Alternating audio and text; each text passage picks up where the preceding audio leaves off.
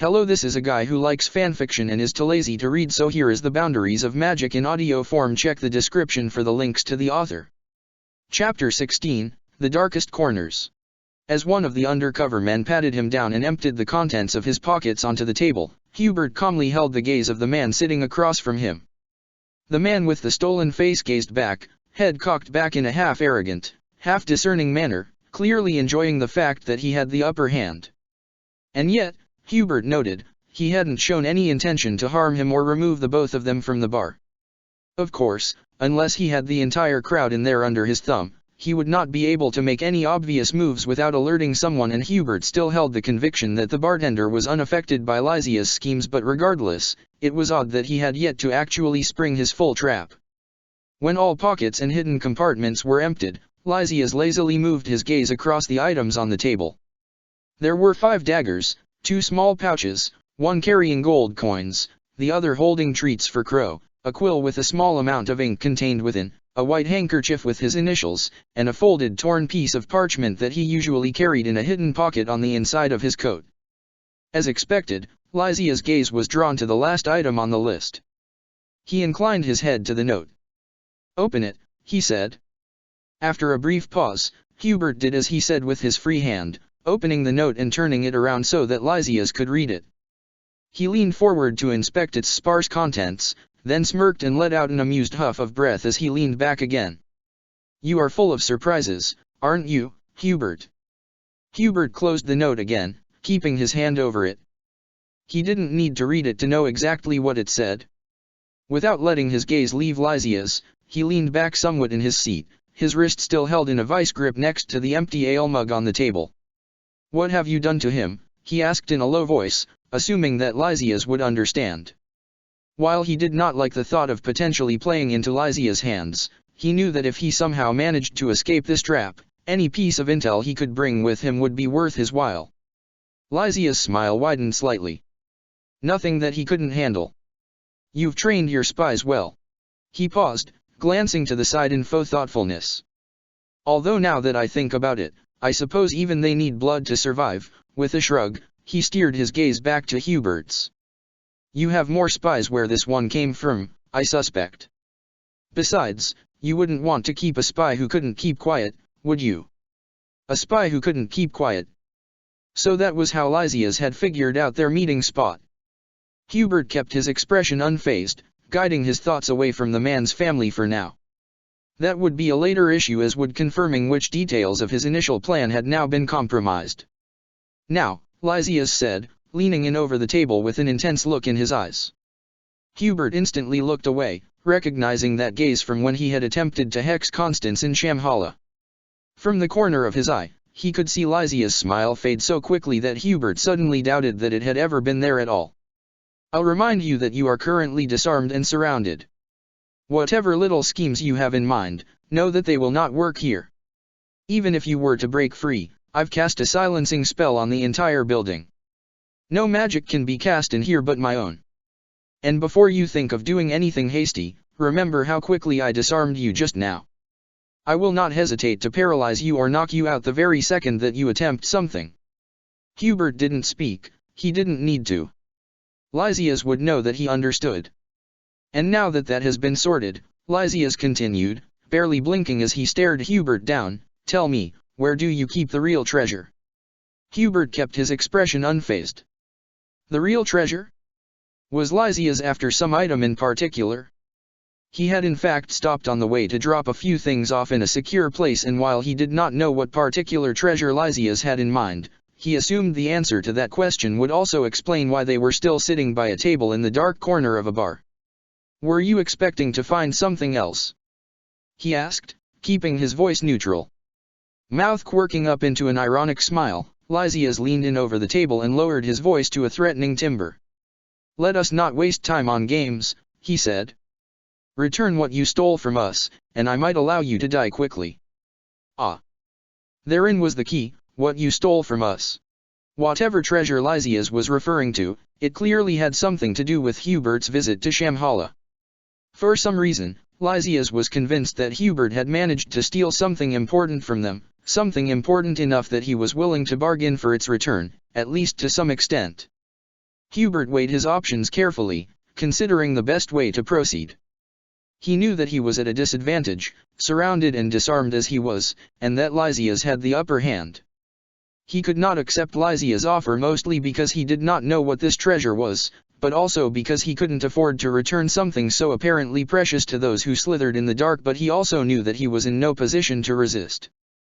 He had to find a way out of this, and until he knew how, his best bet was to stall for time. And as long as Lysias believed that he held crucial information, he might be able to stay in some manner of control over the situation. "I'll bring you to the location," he said, his voice steady despite the tight grip on his wrist, "but only if you give me something in return."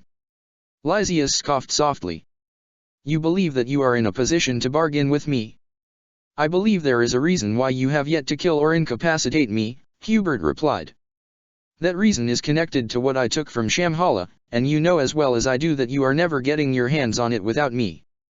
So yes, I do in fact believe that I am in a position to bargain." Lysias' eyes narrowed, his smile fading. For a moment, Hubert thought that he might simply refuse. But then he let out a sigh and leaned back in his seat, his grip on Hubert's wrist relaxing slightly, yet he still held on to the elder spell that drained him of his power. "This should be interesting," he said. "Tell me what you wish in return, and I will consider your request. I make no promises." Hubert met his gaze, his expression unyielding. "I want you to leave Constance out of this. Remove the curse you placed on her, then leave her be.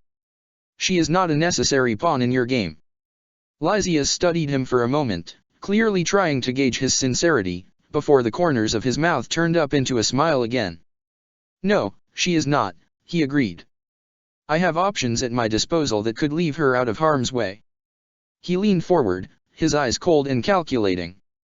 "However," he continued more softly, "my reasons for going after Constance are personal, and I am not willing to bargain for her freedom. You of all people should know what it's like to have a personal vendetta, no?"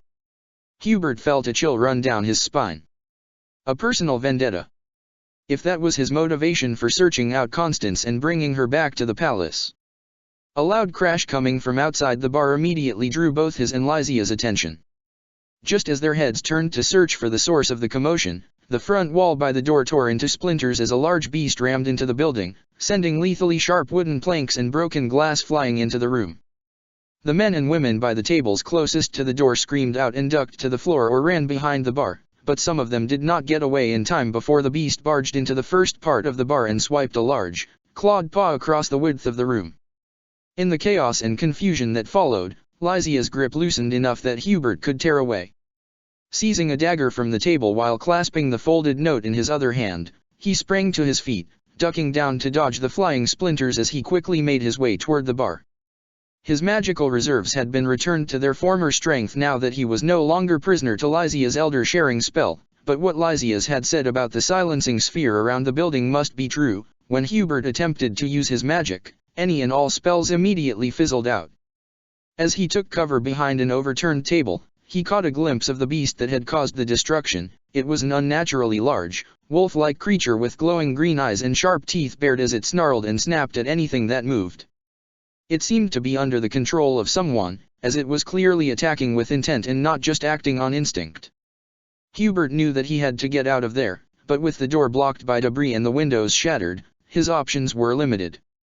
He glanced around, trying to come up with a plan, when he saw the disguised Lysias approach him with decisive strides, his hands enveloped in elder magic as his dark gaze met with Hubert's. Hubert gritted his teeth. He only had a single dagger to defend himself with, and he knew that Lysias would have no qualms about severely harming him if it meant achieving his goals. He needed to think fast. He scanned the room for anything he could use to his advantage, and his gaze landed on a bottle of whiskey sitting on the bar counter. Without hesitation, he grabbed it and threw it straight at Lysias. Lysias quickly raised a hand to counter the attack with a spell, and the bottle shattered in the air before him, shards of glass bouncing harmlessly off an invisible shield around him. But just as the shards fell to the floor, the entire building seemed to shake and debris began to fall from the ceiling as a large hole opened up above their heads and a large wing appeared against the backdrop of a dark sky. There was a loud, sharp caw, almost like a shriek, and Lysias stumbled back against a table as he stared up toward the beast. As the two beasts moved in to make a coordinated attack on Lysias, Hubert took the opportunity to dart past him toward the back of the bar. He knew that he would never be able to outlast Lysias in a battle without his magic, and so his only option was to escape the bar. As he sprinted through the chaos, he heard Lysias' angry shout behind him, followed by the sound of whistling spells and animalistic roars as the beasts engaged him in battle. Hubert didn't look back. He kept running, dodging falling debris and overturned tables as he made his way to the back of the bar. He reached the back room and quickly scanned it for any exits or weapons he could use. He was about to start looking behind a pile of crates for some kind of way out when he heard the sound of footsteps approaching the door. He turned, ready to fight with his single dagger if necessary, when he saw a cloaked figure emerge from the shadows. "This way," the figure called out in a low voice, gesturing toward the corner from which he had appeared. "There's a trapdoor that leads through the cellar and outside." The voice was familiar even in its hushed tone, and even before Hubert had taken the time to fully place it, he was confident enough that it belonged to an ally that he decided to follow the other man as he crouched down into the shadows and climbed into an even darker cellar. As Hubert closed the trapdoor above his head, the sounds of the battle inside the bar immediately muffled. He stumbled forward after the figure through the murky cellar, still unable to cast any magic to light their way. Only when they climbed up another ladder and exited onto the streets behind the bar did they seem to be outside the reach of the silencing spell, at which Hubert quickly waved his hand in the air around him once to ascertain that there were no hidden magical traps around them. As he lowered his hand again, the figure turned to him and pulled back his hood, revealing a familiar face and a head of bright red hair. "You all right?" Sylvain asked, his gaze raking over Hubert's face. Hubert tucked away both the dagger and the note as he took in their surroundings. They stood in an empty alley, with only the two of them there except for a horse that stood waiting by the wall just outside the cellar door. To their right, the alley extended for the entire depth of the bar before leading out onto the main streets. "They couldn't stay here for long." "I'm well enough," he said. "I suspect I have Happy to thank for that little distraction." Sylvain nodded, a hint of a smile playing on his lips as he strode up to the horse. "She's really starting to get the hang of it." She certainly was, if she now had the ability to control the beasts that she summoned with some measure of success. The large wolf and bird had without a doubt been focusing their attack on Lysias, a detail which had saved Hubert's life. Sylvain smoothly mounted the horse and took its reins in one hand before extending his other hand toward Hubert, who took it and allowed Sylvain to pull him up behind him. "We're meeting up with her nearby. But we can't really go back to the palace after this. Lysias is going to know that we were involved."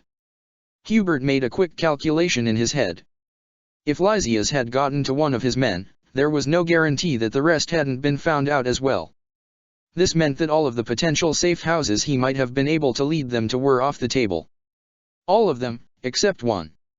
"I know a place," Hubert said after only a moment's hesitation. "But we need to make certain that no one is following us." Sylvain nodded as he pulled the hood back over his head. "On it." Kicking the horse into a gallop, he expertly navigated it through the paths of the back alleys, slowing down only for the sharpest of turns. As they rode through the dark, winding streets, Hubert kept his eyes trained on their surroundings, searching for any signs that they were being followed.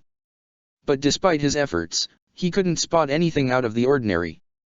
After just a few minutes, Sylvain slowed the horse to a trot, and Happy joined in with them from a side alley on a horse of her own.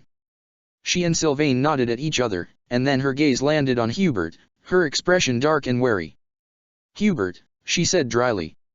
He inclined his head to her. "Lady Happy." She sneered, facing forward again.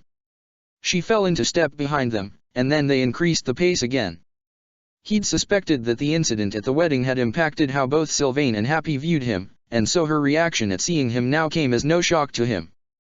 However, he had never expected that the two of them would end up being his ticket out of the trap Lysias had set for him. If not for them, he might already be dead.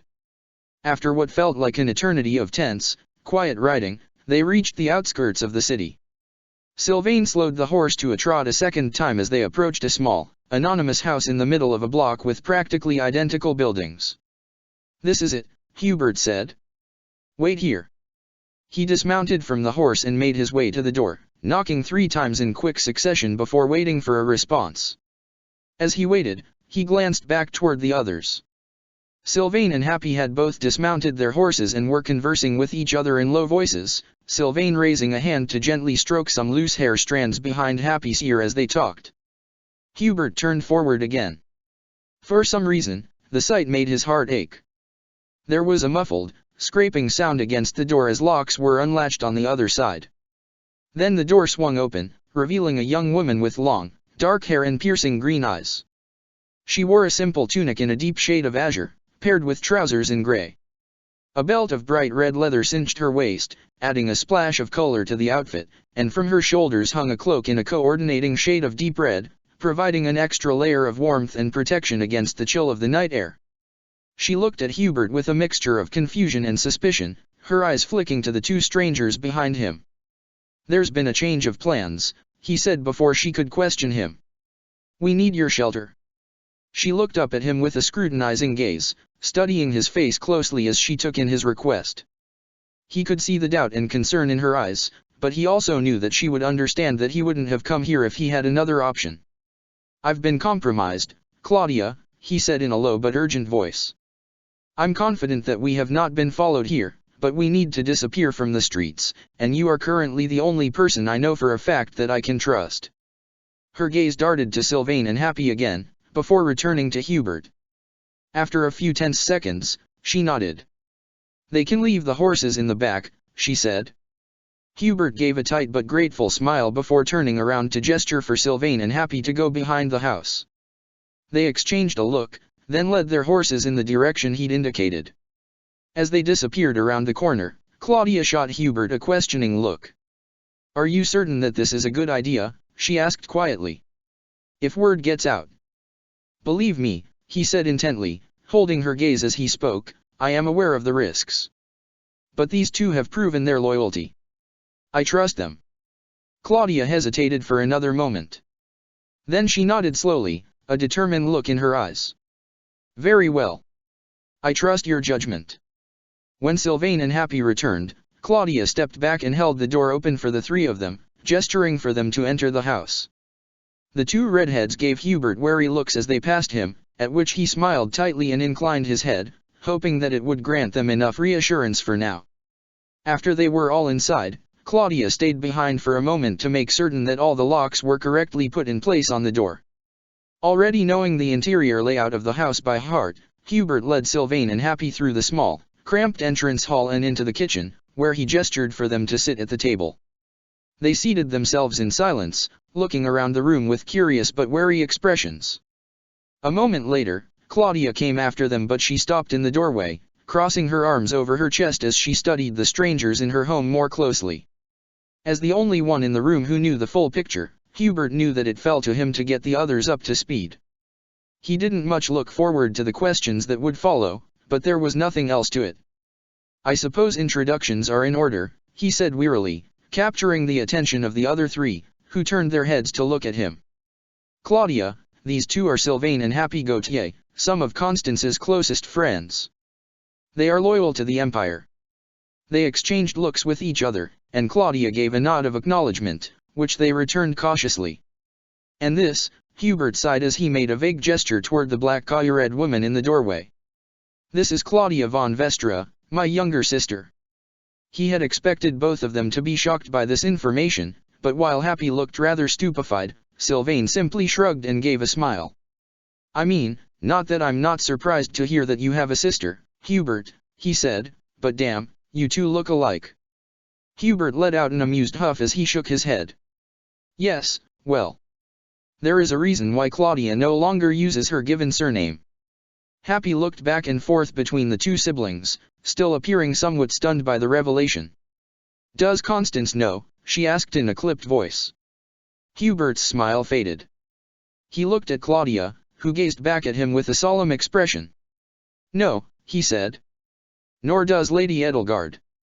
The familial circumstances of the Vestra line have always been kept a closely guarded secret. This is a safety measure to prevent adversaries of the Empire from using the family of the Emperor's vassal in order to harm the Empire." "But she's marrying you," Happy argued.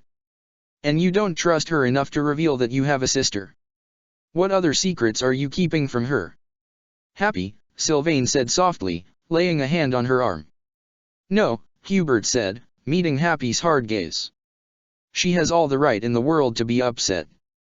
I came to the wedding in disguise, Claudia admitted. Naturally, I wished to see the woman who had managed to pierce through my brother's tough facade and made him fall in love with her. Then you know what he did to her, Happy snapped.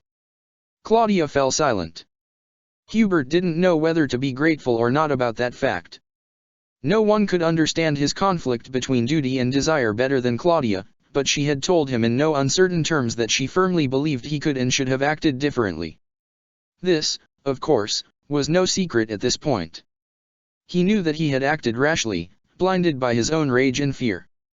Perhaps if Claudia knew the full details of his fears, she might have been less harsh on him, but all the same, he did not feel that he deserved anything but her contempt for his actions. Nor did he deserve anything but contempt from Happy, or Yuri for that matter. As Constance's closest friends and confidants, they should be furious with him. But even with all of this in mind, this was not the right time to discuss these things. And so despite the fact that the tension was heavy in the small kitchen, and that no one had spoken since Happy's outburst, Hubert took it on himself to change the subject. We need to focus on how to move forward from here, he said, trying to ignore Happy's burning gaze. Lysia's infiltration of the palace has been more thorough than I expected, but he seems to believe that I found something in Shambhala which could threaten his goals. Either I did in fact find something that I have yet to realize the potential of, or someone has been feeding him false information unknowingly or not. Either way, I shall need to carefully go through what I brought with me from Shambhala, which means hours of translation work. I also need to adjust my initial plans to get back into the palace. In this regard, I'll need your help. The assumption is that no one except the four of us in here, and Lady Edelgard on the inside, can be trusted. I'll make some inquiries, Claudia said. You three should take care to stay off the streets for now. Indeed. And Claudia, Hubert added intently, you should be more cautious from now on as well. Lysias should have no way of learning of your existence, but we cannot be too careful. She nodded firmly. Of course. He turned to Sylvain and Happy, the former of which now had an arm wrapped around the ladder, who held her gaze stubbornly fixed to a spot somewhere on the floor. I cannot emphasize enough how valuable your interference was at the bar, Hubert said. You have my utmost gratitude, and I'm afraid I shall have to ask for your continued assistance going forward. You have fought Lysias for yourselves, so you know better than anyone how dangerous he is. He paused as a sudden thought came to mind. Speaking of, how did you learn that he was an impostor? If they had somehow figured out that the Hubert moving around in the palace was really Lysias, then it was possible that someone else might have as well, someone other than the elite guards he had already informed of his plans. A smile tugged at one corner of Sylvain's mouth. He was usually the perfect actor, but there was one time that I caught him at an inopportune moment, I think. He was just leaving a room together with some woman, and when I ran into him, he looked like he was in pain and barely had time to talk.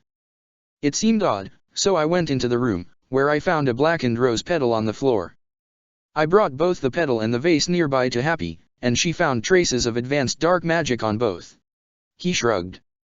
It wasn't enough to say anything for sure, but in combination with everything else, including the wanted posters. We started keeping a closer eye on him, and so we saw when he moved out to confront you at the bar. Hubert nodded slowly, raising his eyebrows in approval. Impressive. That level of discernment and consideration will be very valuable. I want you working together with Claudia on revising our plans, Sylvain, and I may ask for your opinion on my translations as well. Absolutely. And you, Happy, Hubert continued, turning to the other redhead, who reluctantly looked up from the floor to meet his gaze. When the time comes to infiltrate the palace, your skills will be vital to our success. Until then, may I ask that you stay on the lookout for any dangers nearing our base? Of course, needless to say, you should take care not to summon any beasts in defense unless absolutely necessary. She pursed her lips in discontent, but when Sylvain nudged her a little with his arm, she sighed and gave a short nod. Yeah, fine. But I'm not doing it for you, okay? Hubert smiled appreciatively. You have my gratitude, regardless of your reasons. Pushing off from the counter he had been leaning against, he made his way toward the doorway, pausing as Claudia stepped out of his way. "I'll get to the translations at once," he said. "Do not hesitate to consult me if anything comes up." With that, Hubert left the kitchen and made his way to the small room that Claudia had furnished as an office and where he had hid the goods from Shamhala when he came by earlier in the day. Now, he was incredibly glad that he had had foresight enough to drop them off in a secure place before going to the bar. Considering how adamant Lysias had been to get his hands on them, there must be something of great importance hidden here. In fact, he already had an idea of where to begin with the notebook filled with Agartha and scribbles, that he had retrieved from Thale's locked desk and which had intrigued him as soon as he saw the title of the first page. Perhaps, despite the recent turn of events and near capture at the bar, they might in fact be sitting on secrets that could overturn everything. By my side, by my side, by my side. This time when she woke up from the trance-like state of the curse, Constance had the strange but distinct sensation of being in the middle of something, in the middle of a thought, or perhaps a sentence, that abruptly came to an end as soon as she returned to herself. However, she couldn't for the life of her grasp what it was. Shay had her pushed up against a wall this time, her arms crossed behind her back as her right cheek was pressed against the wooden surface. As she gave him a glare over his shoulder, he promptly released her and stepped back, allowing her to turn around and adjust her skirt before addressing him fully. "Well?" she asked. Shay glanced away as he crossed his arms over his chest. "Nope. Nothing." Constance let out a frustrated sound, stomping over to the pond and seating herself on the wooden floor in front of it. After her previous success in manipulating the water, she had felt confident that she would only improve from there. However, it seemed that Morphean magic was even more fickle than she had believed. She reached out to touch the surface of the water again, trying to clear her mind and focus on her intentions. She took a deep breath to relax and let go of her frustration and doubt. As she let out the breath, she willed the water to respond to her, to ripple and shift at her command. But nothing happened.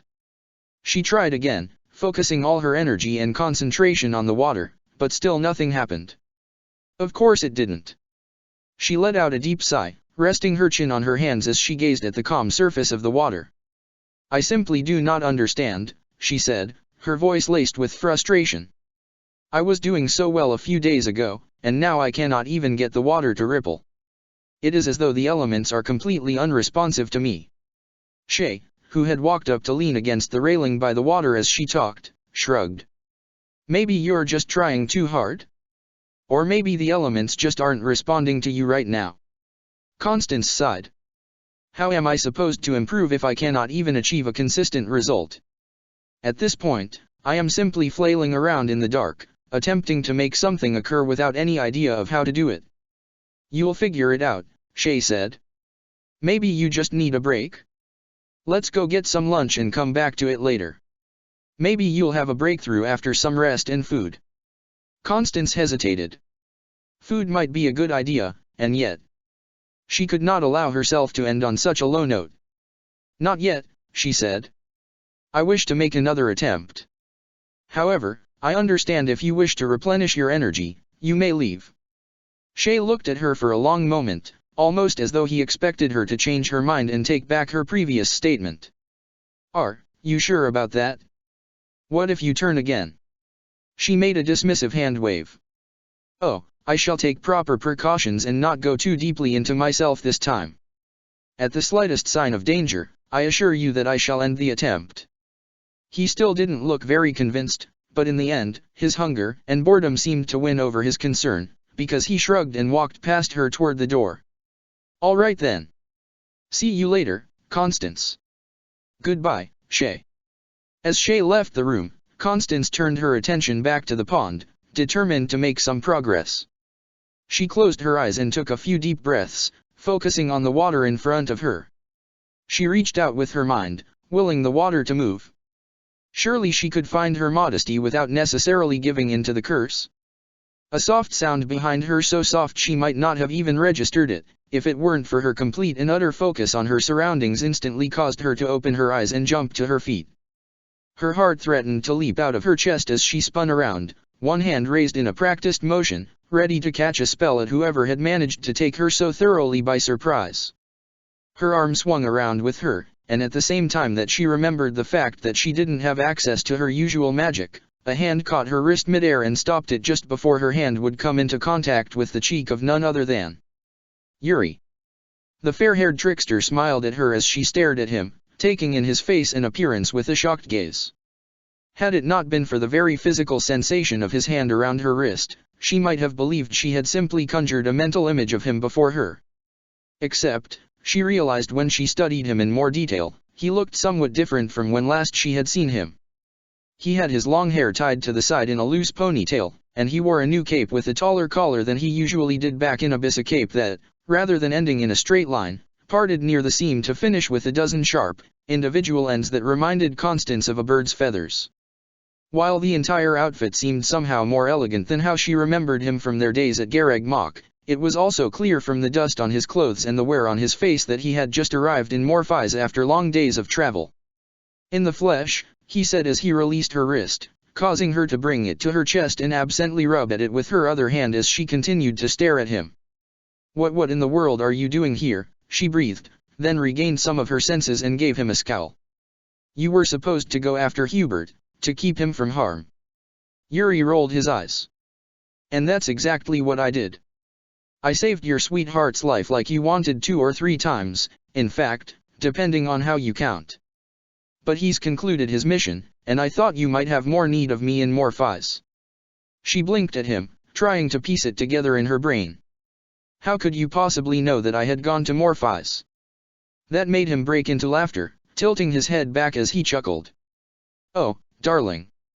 You told me that back in the palace, remember?" Constance frowned as she made an attempt to remember whether she had said anything about her wishes to travel to Morpheus when Yuri appeared outside her cell in the dungeons. Had she decided yet at that point? Well, she supposed there was no point in wondering about it. She couldn't see how else he would know about it, unless possibly Hubert had told him that she had wished to go there. "Well," she said, already growing flustered, a common occurrence in Yuri's presence. "Either way, you should take care not to sneak up on me in such a way henceforth. I'll have you know I am currently studying foreign magical arts, and I could have easily burned you to ashes." Yuri's grin faded into a smile that seemed almost sad. "Yeah, about that. I watched you for a while before I made myself known. You're struggling, aren't you?" She scowled, quickly looking away in an attempt to hide the disappointment in her gaze. He had been watching her? How much had he seen of her failures? "It's fine, Constance," he tried to reassure her, reaching out to touch her arm. She didn't want to admit it, but it calmed her nerves somewhat to feel the warmth of his hand on her. "You need the lows to appreciate the highs. And if anyone can figure out Morphean magic, I'm confident that it's you." Swallowing, she forced herself to smile in response to his kind words. It was true that she often needed time to work on a new spell, even in black magic, before she could master it. It made sense that the same would be true for Morphean magic, except since it was still such a foreign system to her, that time might be doubled or even tripled. "I suppose you are correct," she acknowledged with a sigh, turning to face the water and causing Yuri's hand to slide off her arm. It left a certain emptiness in its wake.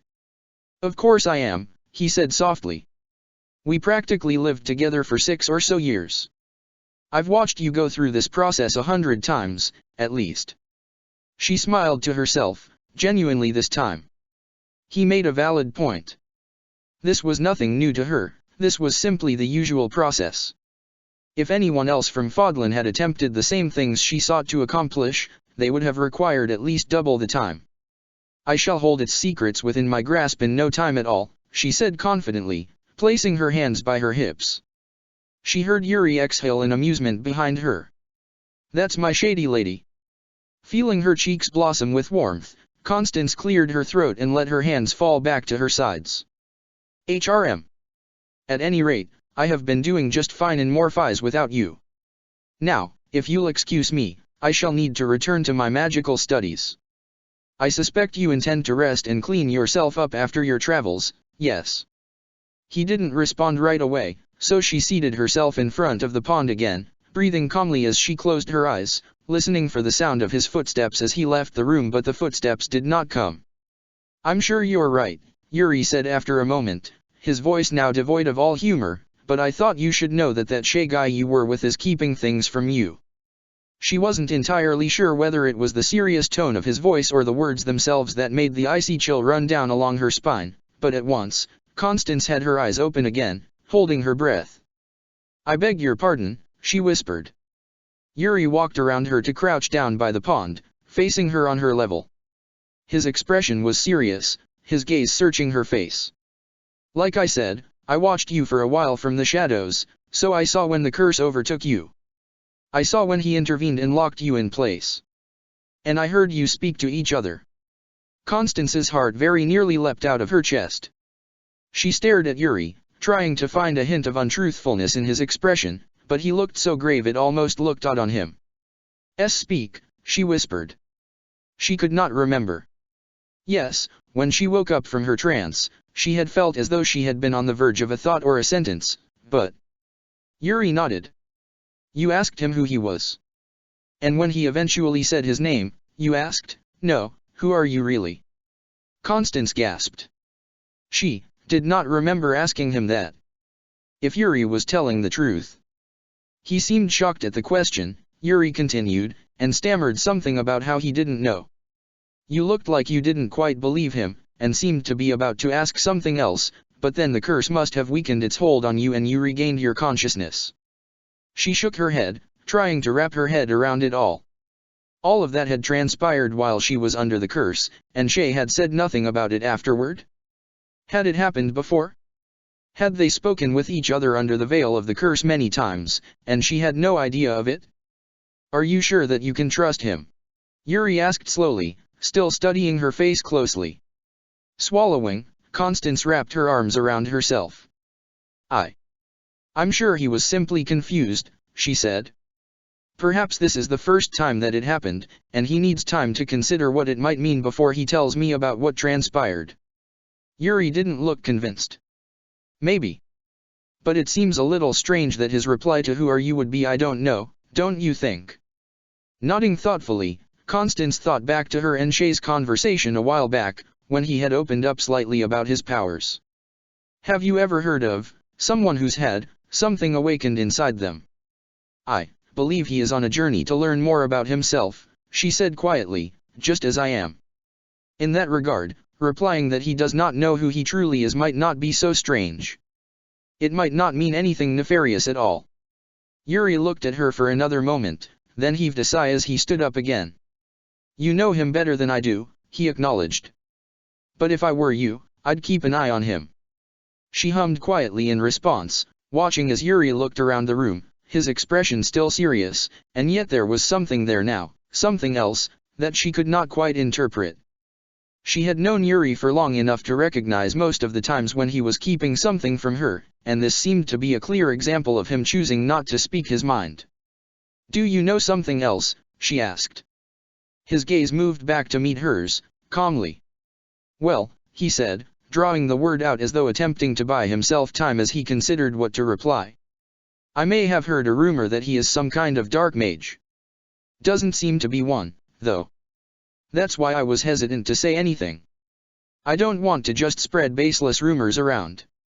Constance couldn't stop the ironic smile from showing on her lips, a change in expression that Yuri clearly caught. You know something, he said, narrowing his eyes. She sighed heavily, making a dismissive hand wave. No, not much. Simply that he possesses certain powers that seem related to those who slither in the dark. I've questioned him on them, but he knows little more than I do. I sincerely doubt that he is working for them. If he was, he would have been more careful not to reveal his origins. Unless that's what he wants you to think, Yuri fired back. She laughed at that, causing him to raise his eyebrows. Oh. Believe me, Shay is not capable of that level of mind games. Yuri sighed and looked away, still seeming unconvinced. Well, I hope you're right. But I'm still going to keep an eye on things, just in case. And if anything does happen, don't hesitate to come to me for help. I shall keep that in mind, she said.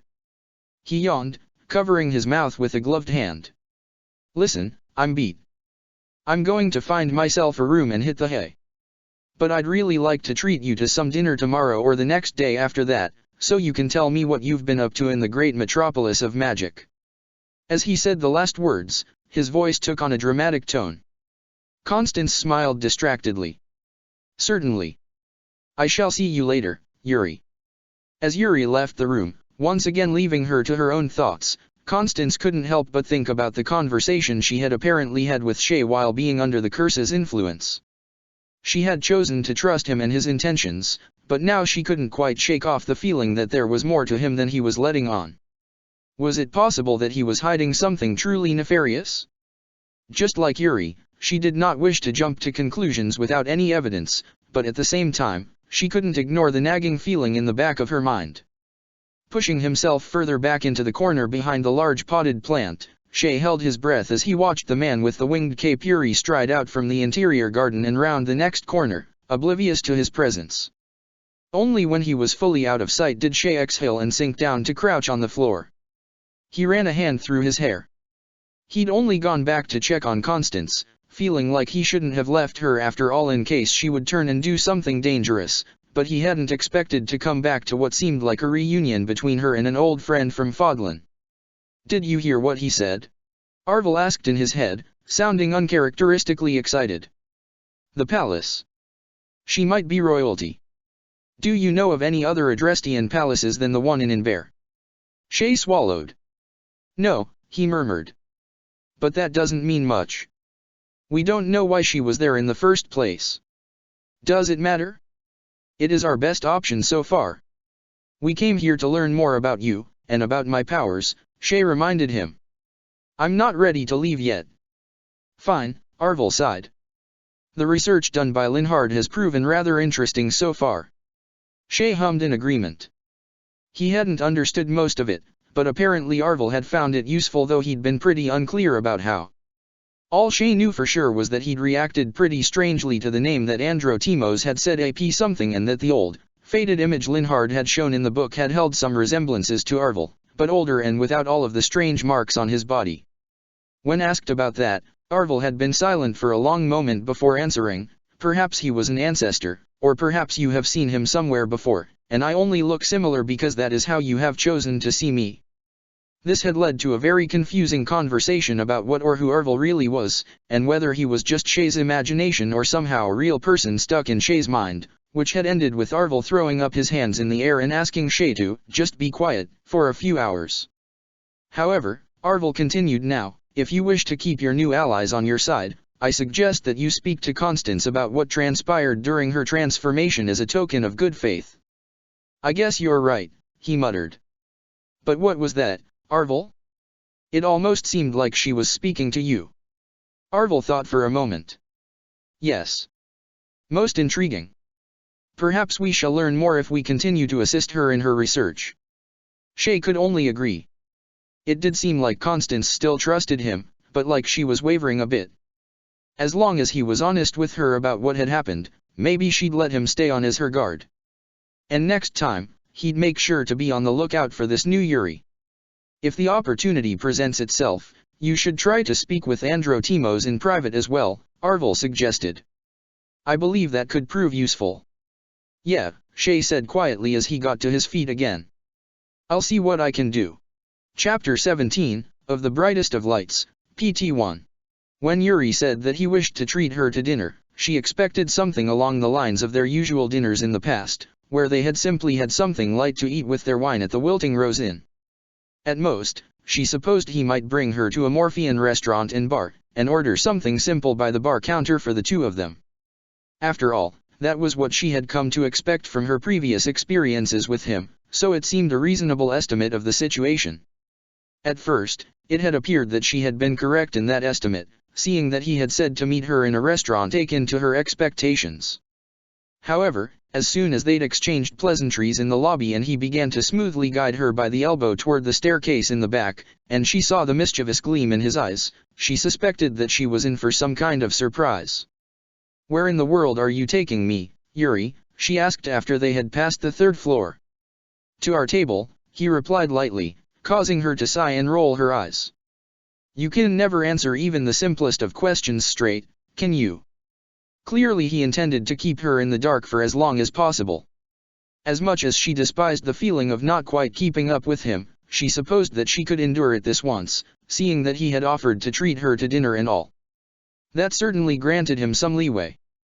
When they reached the 4th floor and came upon a single door set in the wall, no windows around them to reveal what might be occurring on the other side, Yuri left her side and ran ahead up the final stairs to stand by the door, smiling secretly.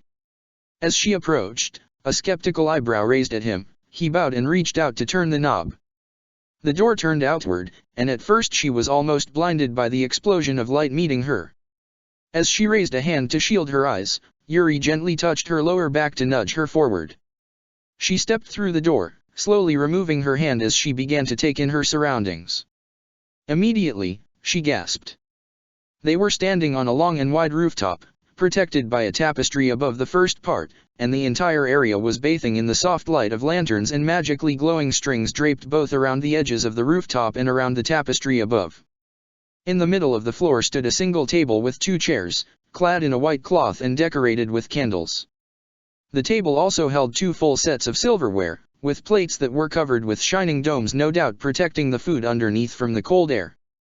Constance stared at the scene in front of her, covering her mouth with her hand as she realized that she had been gaping as she took it all in.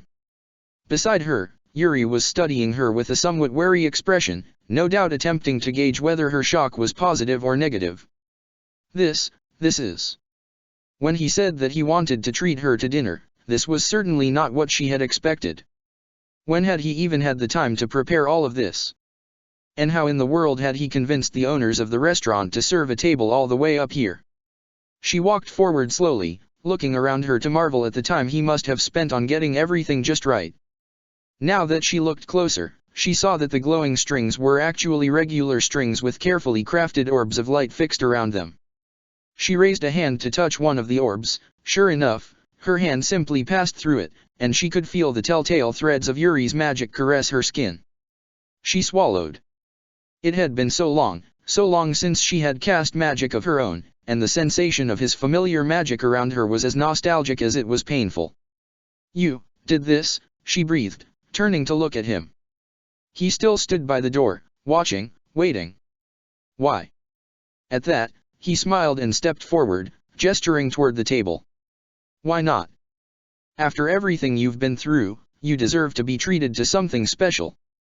And I enjoy cooking for people I care about, so." "You cooked it," she exclaimed, darting up to the table to lift one of the domes from the plates. With a gasp, she realized that he had prepared some of her favorite foods for her, foods that weren't served anywhere in Morpheus, as far as she knew. "Is this pheasant roast with berry sauce?" "Well, yeah," Yuri said with an amused scoff as she studied the plates with wide eyes. "I did the best with what I could find. Just wait until you see the dessert."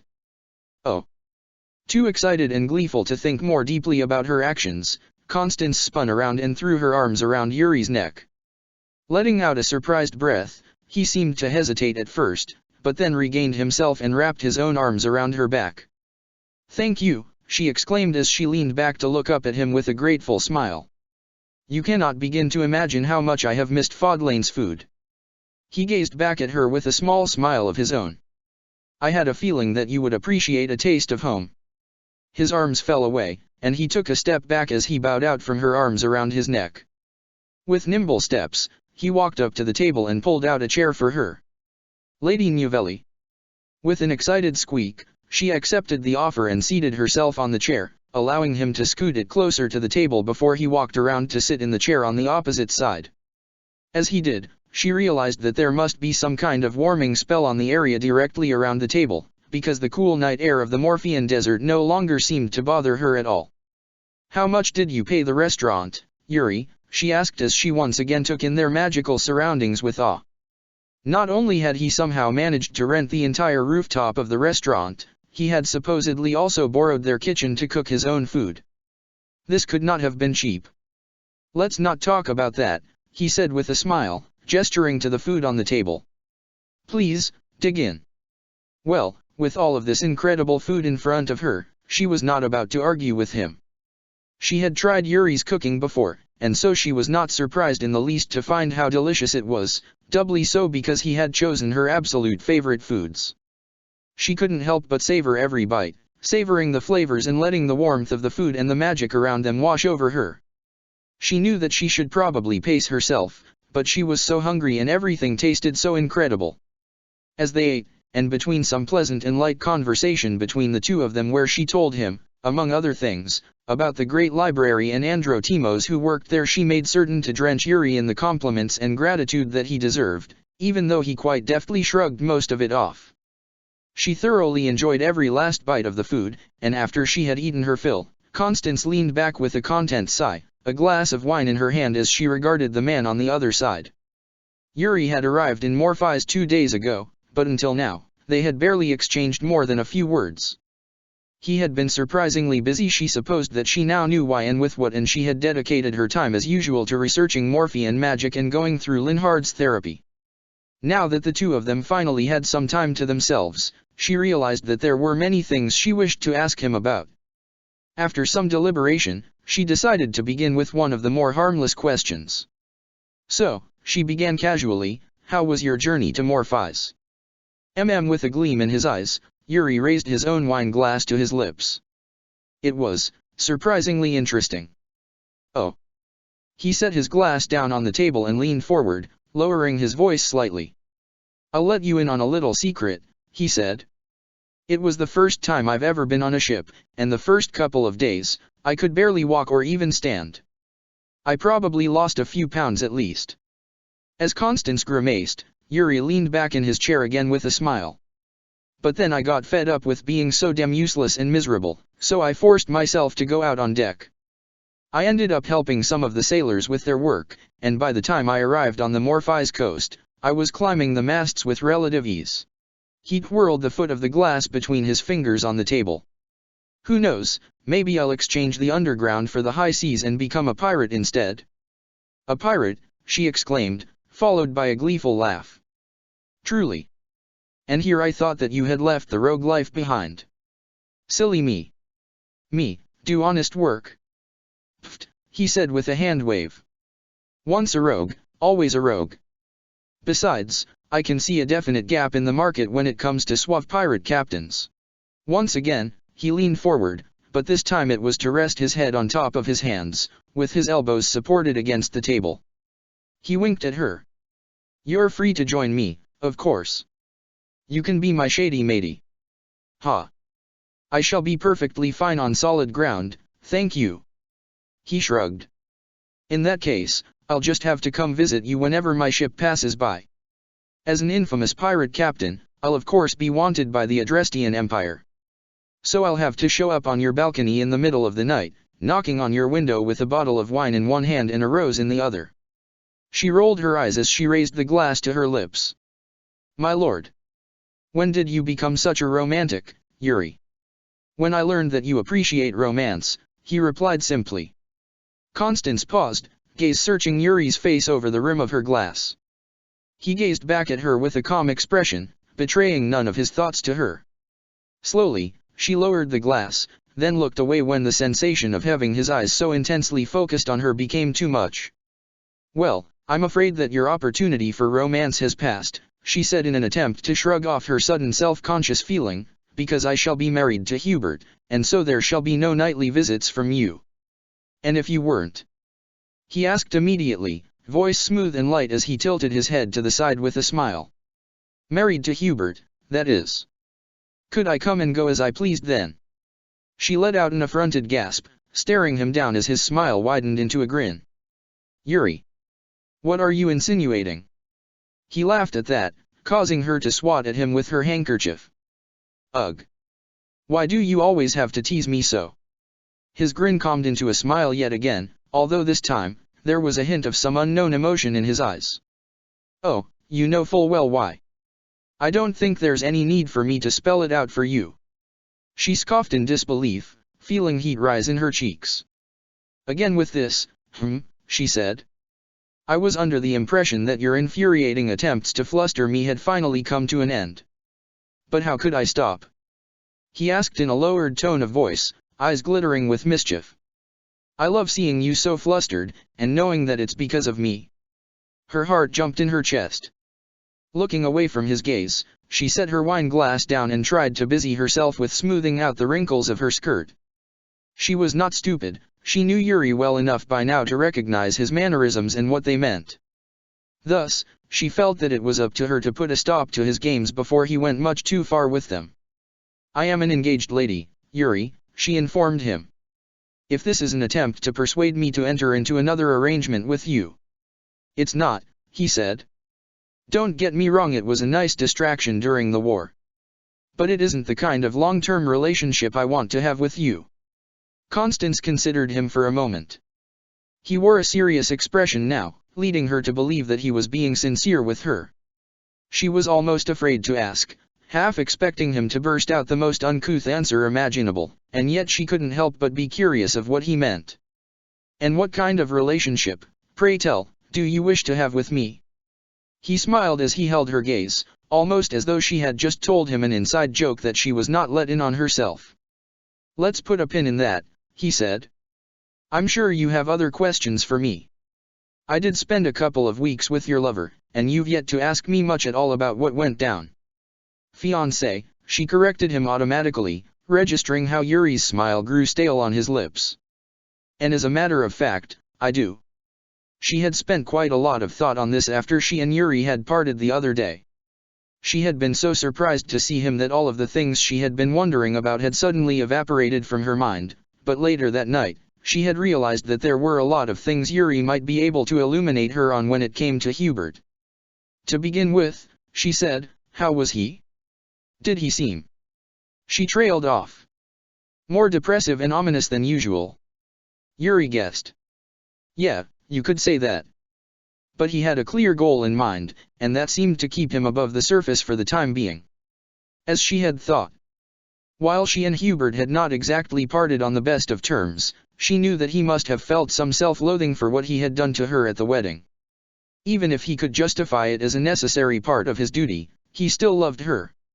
Surely he did not wish to harm someone he loved, and so, she suspected that his actions had been haunting him after the fact. "I see. And did he succeed in his endeavors?" she asked as nonchalantly as she could, already suspecting the answer. If they had found a cure for the curse, surely Yuri would have said so by now. And just as she suspected, he shook his head. "He uncovered a clue, but he still has some distance to go." "A clue, she asked, leaning forward in the hope that Yuri would continue. "And what clue might that be?" "Let's just say that it's a clue that could potentially lead to a cure for the curse. It's still a long shot, but it's something to work with." She let out a frustrated grunt, reaching for her glass simply to have something to hold on to so that she could distract herself from her own impatience. "Well, it seems as though you and him have become fast friends," she snarked. "You are being just as secretive as him." Yuri raised his eyebrows. He watched her in silence for a moment as she sipped from her glass. She wished she could have seen what he was thinking, how the cogwheels of his mind were turning in response to her accusation. But as always, he revealed little to nothing. "I don't think Hubert would agree that he and I are friends," he said eventually. "But, there's something I should tell you, now that we're alone." She frowned. Now that they were alone? Hadn't they been alone last time they spoke? "Yes," she asked, keeping a careful watch over his face as he leaned forward over the table. Resting his arms on the edge, he looked to the side for a moment, seeming to gather his thoughts or his courage. For every second that passed, Constance grew more and more anxious. Yuri's tone of voice had turned so serious, she had to expect something that could explain that shift in mood. Finally, he faced her again. "It wasn't my idea to go to Morpheus," he said. "It was all part of Hubert's grand plan. He knew that Shay was with you, though he didn't know whether he was friend or foe. And because he had business he needed to finish in Fodlan, he sent me in his stead to check on you." Constance shook her head. She straightened in her chair as she set down her glass on the table a tad too hard, trying to wrap her mind around what Yuri had just said. "Hold on," she said, attempting to keep her frustration at bay for a moment. "How in the world did Hubert know about Shay?" "How does Hubert ever know anything?" Yuri retorted. "You're his fiancé, you should know better than anyone." She slowly sank back in her chair. "Spies. She knew that Hubert had taught some of his best spies how to send messages to him quickly, using the spell she had designed. And his network of spies was wide enough to tell him the weather across all of Fodlan in a moment's notice, if he wished it. So did that mean that he had someone follow her, even here? She wanted so very badly to glance around now that she had that thought, to see if she could see anyone nearby, but of course, if she hadn't noticed any spies so far, she doubted that she would be able to spot someone now simply because she was aware of the possibility. And if she were to look around at this very moment, it would be just a tad too obvious what she was thinking. But even if that explained how he knew about Shay, why would he send Yuri, of all people? Why not trust the spy he had already sent, or even send another one to join the first? So he sent you, she said slowly, giving Yuri a skeptical look. Yuri opened up his arms with a defeated sigh. He sent me. Seems I can never quite shake off the influence he had over me during the war, now can I? I'm still his little errand boy. Well, she thought bitterly, at least she supposed this meant that Hubert trusted Yuri. An honor he had yet to grant to his own fiancée. Suddenly feeling rather dejected about it all, she no longer wished to speak of Hubert. Fortunately, Yuri seemed to be thinking the same thing, because he chose that moment to fetch the dessert another lovely surprise, since he had somehow managed to scrape together the ingredients for a peach sorbet.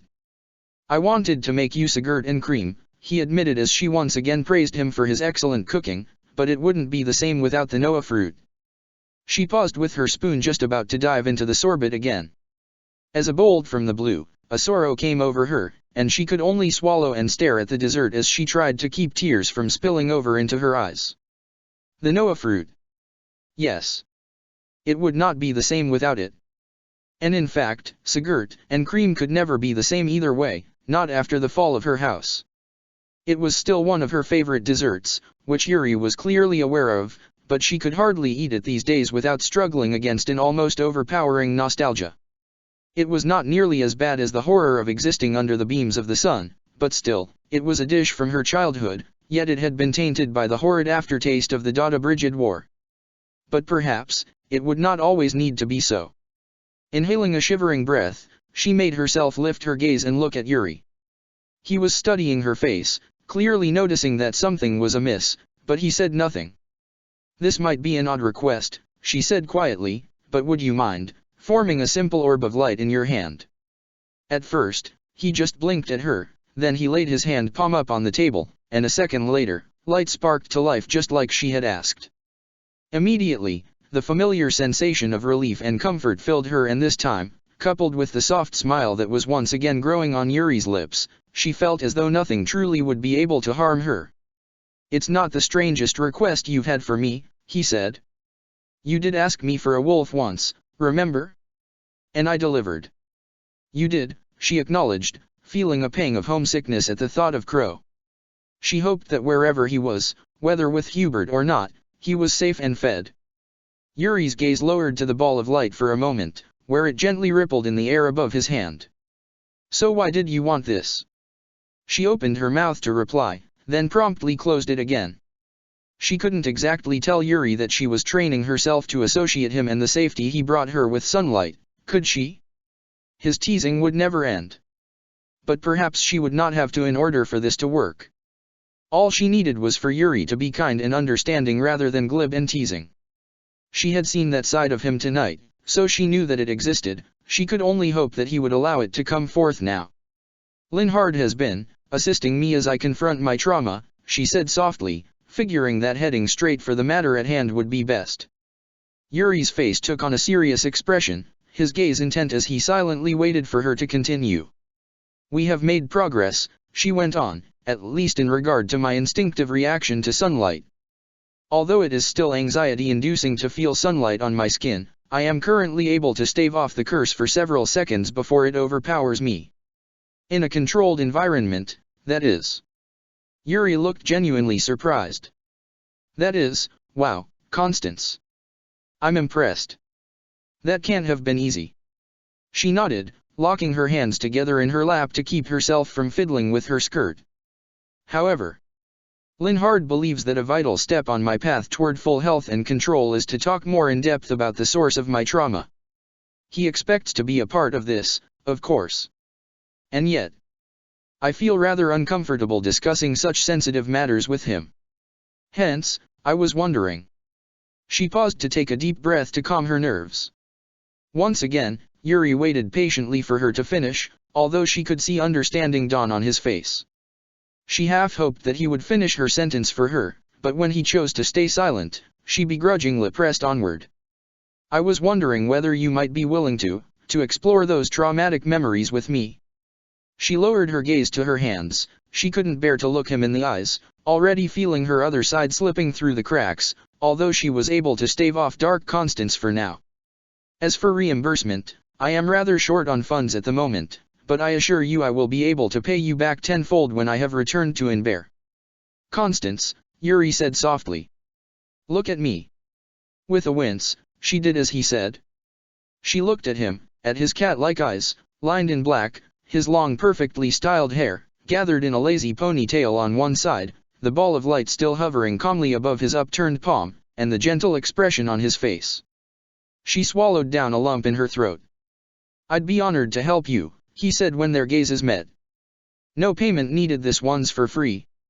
Feeling a strange mixture of relief and sorrow both, Constance exhaled a shivering breath as her shoulders lowered automatically. Thank you, she said earnestly. His gaze slipped momentarily to the orb of light above his palm. So this helps somehow. She nodded.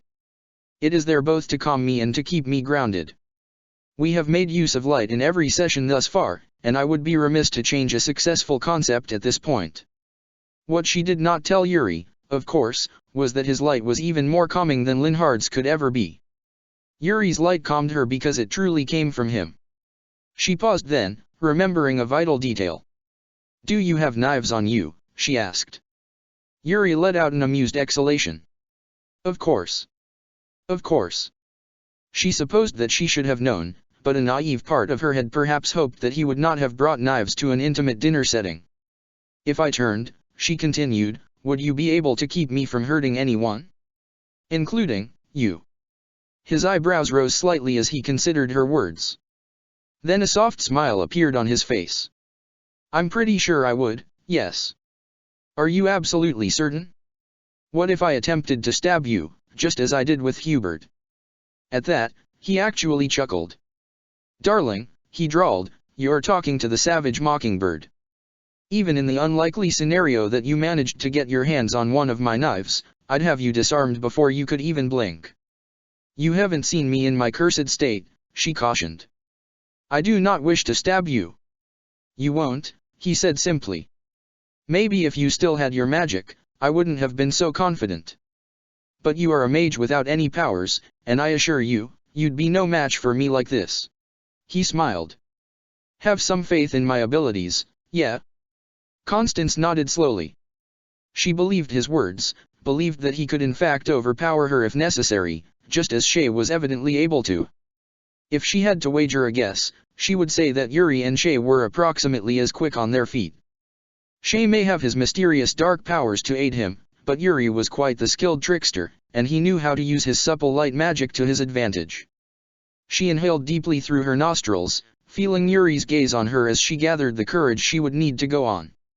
Focusing on the rippling light above his palm, and the serenity it brought her, she guided her mind back to 10 years ago, but this time, to put it into words rather than simply explore it on her own. Despite the magic keeping her and Yuri warm around the table, Constance felt a shiver run up along her spine.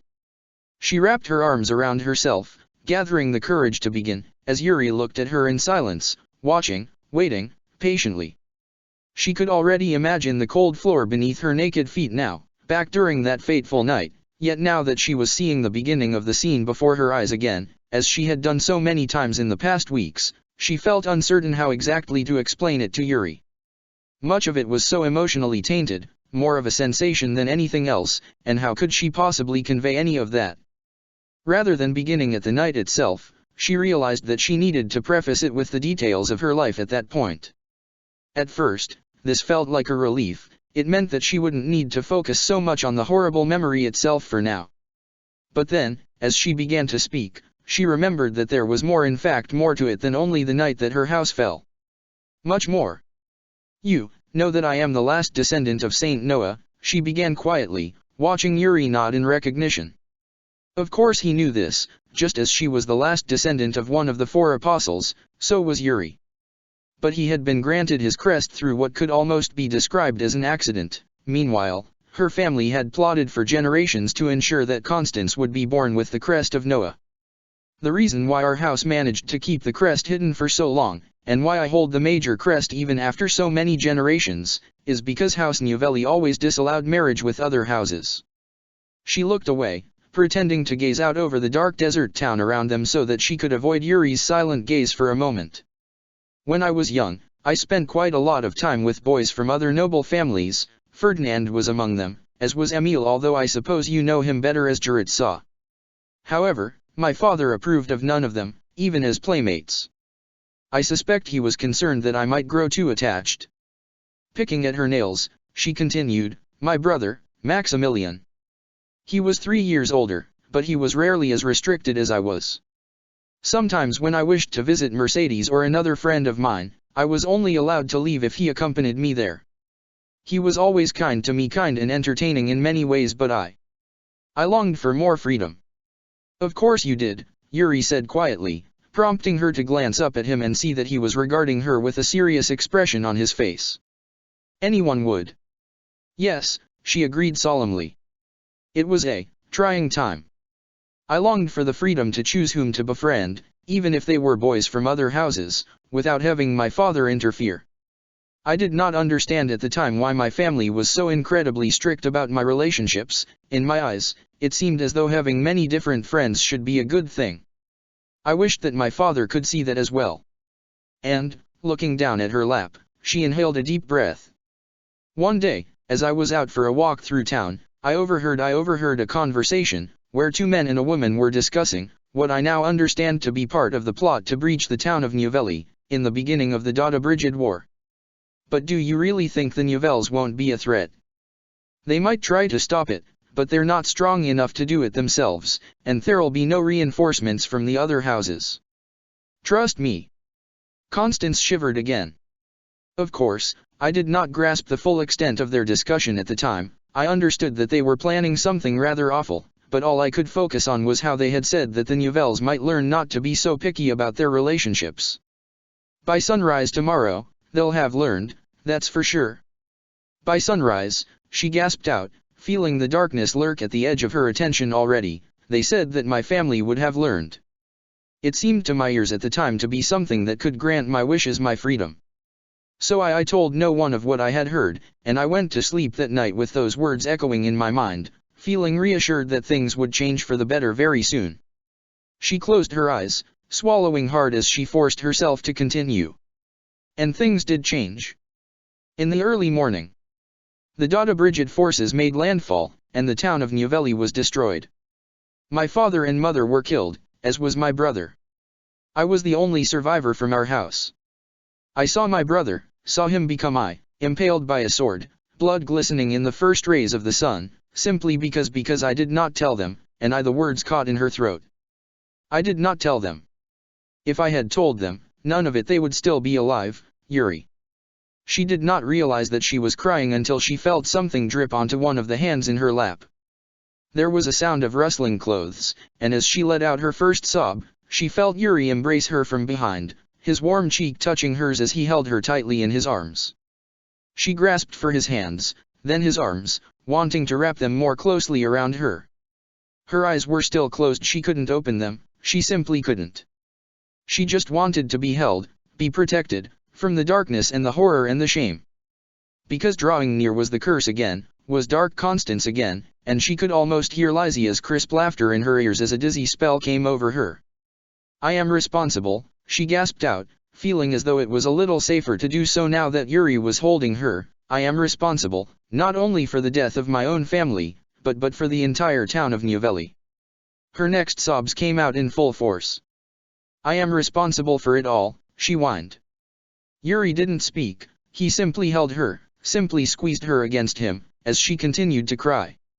And Dark Constance was looming right around the corner now, threatening to take over if she let herself sink too deeply into misery and hopelessness. Inhaling deeply, Constance shook her shoulders and forced open her eyes. She is here, she breathed. Dark Constance. She is. She stopped herself as a wave of nausea overtook her this time. Wincing, she turned her head away, losing the warmth of Yuri's cheek against hers. At once, he released her and moved around her chair to crouch beside her. Constance, he said firmly. Look at me. Breathing shallowly, she did as he said, trying to focus on his face. His gaze held hers, serious and attentive. Listen, he said. You have no magic. Even if Dark Constance takes over, there's nothing she can do here. I'm not going to let her hurt me or anyone else. Okay. She frowned at this, then flinched and let out a soft whimper when she felt the curse try to take her over once again. Yuri pulled her to him, wrapping his arms around her so that she could barely move. Still, a small and hopeful sensation of relief came over her. Could he really stand his ground against the curse? I'm here, he continued, more softly now. I'll protect you. Nothing can harm you here, so let yourself feel your emotions instead of trying to bury them, that kind of thing never ends well. She swallowed. His arms around her held fast, refusing to let go, and she forced herself to relax her muscles. The darkness was dancing right at the edge of her attention now, waiting for the perfect moment to strike. I am not the one that you should be concerned for, she wanted to say. If the curse overpowers me, you will be the one at risk. But he must know that. Surely he must know that? But if he did, then, why would he place himself at risk? Because he cares about you. A more confident version of herself seemed to shout in her mind. He cares enough about you that he is prepared to face the danger of our cursed self. No. Could that really be true? Do you? She stopped herself. Do you care about me? Was what she wanted to ask. But even in such a frail state, she understood that asking him that now would be to trap him in a lie. If he said no, she would surely lose to the darkness. But if he said yes, he would be lying only to keep her there with him. Neither of them could win in any scenario. He does care about you, her other side said. Why else would he be holding you now, risking his own life in the process? It seemed logical, what that voice inside her was saying, but it did not feel true. It felt like a hollow lie. If only Yuri could say the things her other side was telling her, if only he could say that he trusted her, that he cared about her, that he believed in her enough to risk his own life. If only he said it, she was certain that everything would be all right. She would become herself again. If only he said the words, she would believe them. But it wouldn't be the same if she asked him to say them. Try it, the other side urged her. It cannot possibly make things worse. But no, she couldn't. She couldn't muster the will to ask. No, you must. If you do not have the willpower to ask a simple question, how will you ever be able to fight off the curse? An involuntary whine slipped out between her lips. Constance. Yuri asked softly. You still with me? Do you? She gasped for air, closing her eyes against another wave of nausea. Do you care about me? Yuri let out a soft, almost incredulous, sigh by her ear. She immediately felt panic strike her. He was weary of her, he was growing weary of her demands and her existence, and he was finally going to tell the truth, that he wished he could be rid of her for good. He pulled back, and to her surprise, he stood up and extended a hand to her. Come. She eyed his hand suspiciously, but had little energy to resist, so she took it and allowed him to pull her to her feet. When she swayed a little, he tugged her to his chest.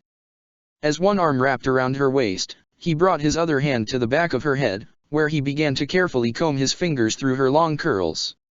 She closed her eyes, breathing shallowly as his fingertips gently scratched her scalp on his way down the second time. And somehow, the motion managed to calm her somewhat. He was breathing in and out deeply against her, and his fingers were so skilled that she slowly felt her body relax more and more into him as he continued to massage the back of her head. Darling, he murmured above her, voice soft and smooth. If I didn't care about you, I wouldn't have come to Morpheus. Hell, I wouldn't even have left Abyss, and I definitely wouldn't have spent so much time and money on treating you to this rooftop dinner. Of course I care about you so much I can barely even think straight anymore. You're You're everything. The brightest star in my sky. I am what? Constance sniveled. Pulling away slightly, Yuri moved one of his hands to her cheek, gently brushing his thumb over her chin. She stared up at him, heart pounding in her chest. And for what might be the first time in years, she truly looked at him. His light hair, tied off to one side, that seemed to always be perfectly styled, his cat-like eyes, lined with charcoal and full of intent, his lightly colored lips that so often wore his signature smirk, but that now only parted slightly under her gaze. And there was something different in his eyes, something she was not used to seeing. The best way she could describe it, might be that his expression looked open. As though he was no longer hiding his true self behind a facade, like he so often did, as though he was showing her his sincere, vulnerable self.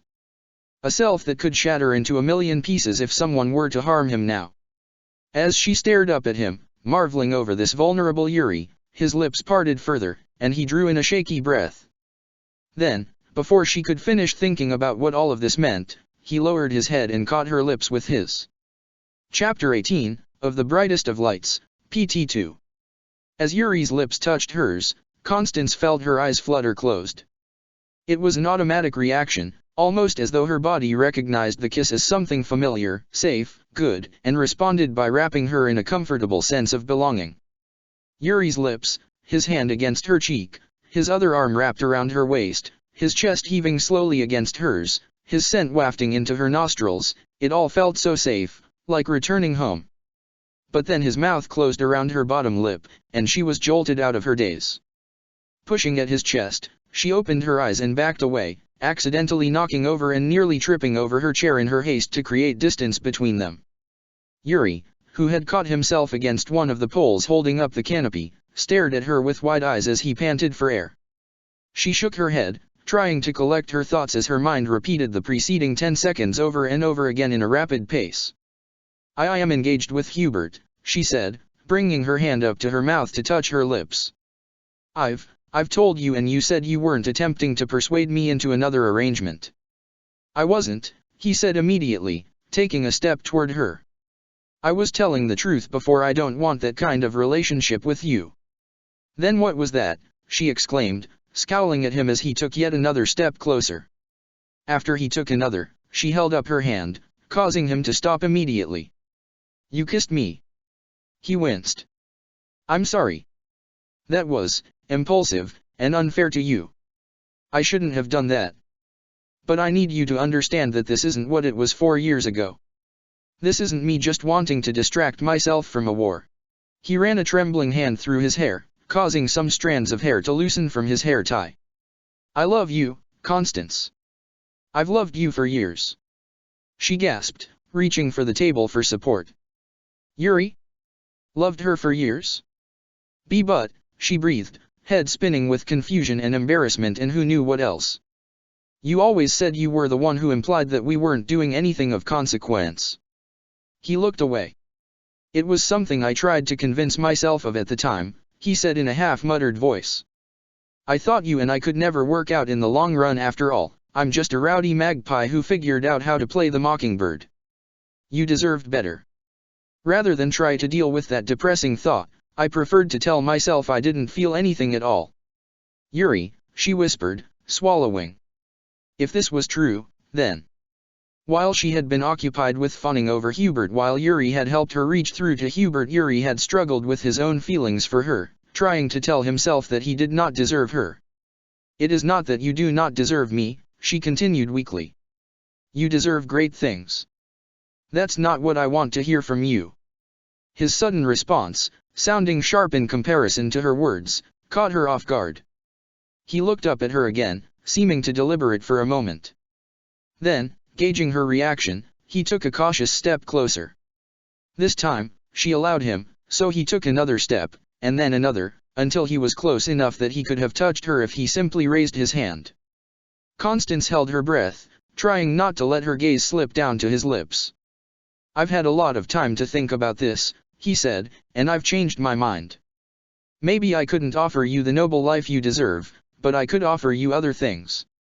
Things that you could never get from Hubert. He took one of her hands in his and, without breaking their interlocked gazes, brought it to his chest. "I could give you adventure," he said, eyes full to the brim with restrained hope.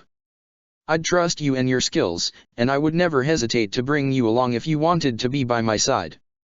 And I would love you. I'd love you like you have never been loved before, like you deserve to be loved." His voice dipped into the lower registers at the last sentence, a change in tone that made Constance's heart jump in the opposite direction. Yuri did not seem to notice, although he continued by squeezing her hand in his. "I would share in your joy, your fear, your pain," he said softly. "I would care for you when you were ill or depressed, and I'd assist you in your magical research if there was anything you needed me for. You'd be the brightest star in my sky, Constance, the one that would always guide me home, wherever I found myself. And I know that, because you already are. I couldn't stay in Abyss, because every little corner reminded me of you. I thought I could hear your laugh echoing down the catacombs, but it was all in my head. I told myself I wouldn't go to your wedding because it would just hurt too much, but then I couldn't stay away for very long in the end anyway. I needed to see you. Even though seeing you with Hubert is dizzying, at best." A huff of breath left his lips, his expression twisting in a bitter grimace. He lowered her hand from his chest and released it, then moved his own hand to brush a loose strand of hair behind her ear. Constance could only swallow as she stared up at him. She was completely speechless at seeing him so emotional, at hearing him confess his feelings for her, feelings whose extent she had clearly been wholly unaware of. "Before I left for Morpheus," he continued, "Hubert told me that he would understand if you no longer wanted to marry him. That he would be graceful if you chose me over him. That's the only reason I'm bringing this up now, so you'll have all the cards on the table. This is your chance to change your mind." Constance's heart pounded in her chest as Yuri spoke. Despite the doubts of her more depressive self, she had always known that he cared about her, but she had never imagined that he could have such deep feelings for her. And as for her feelings on the matter, she cared about him deeply as well, and she had grown to enjoy spending time with him in the recent years.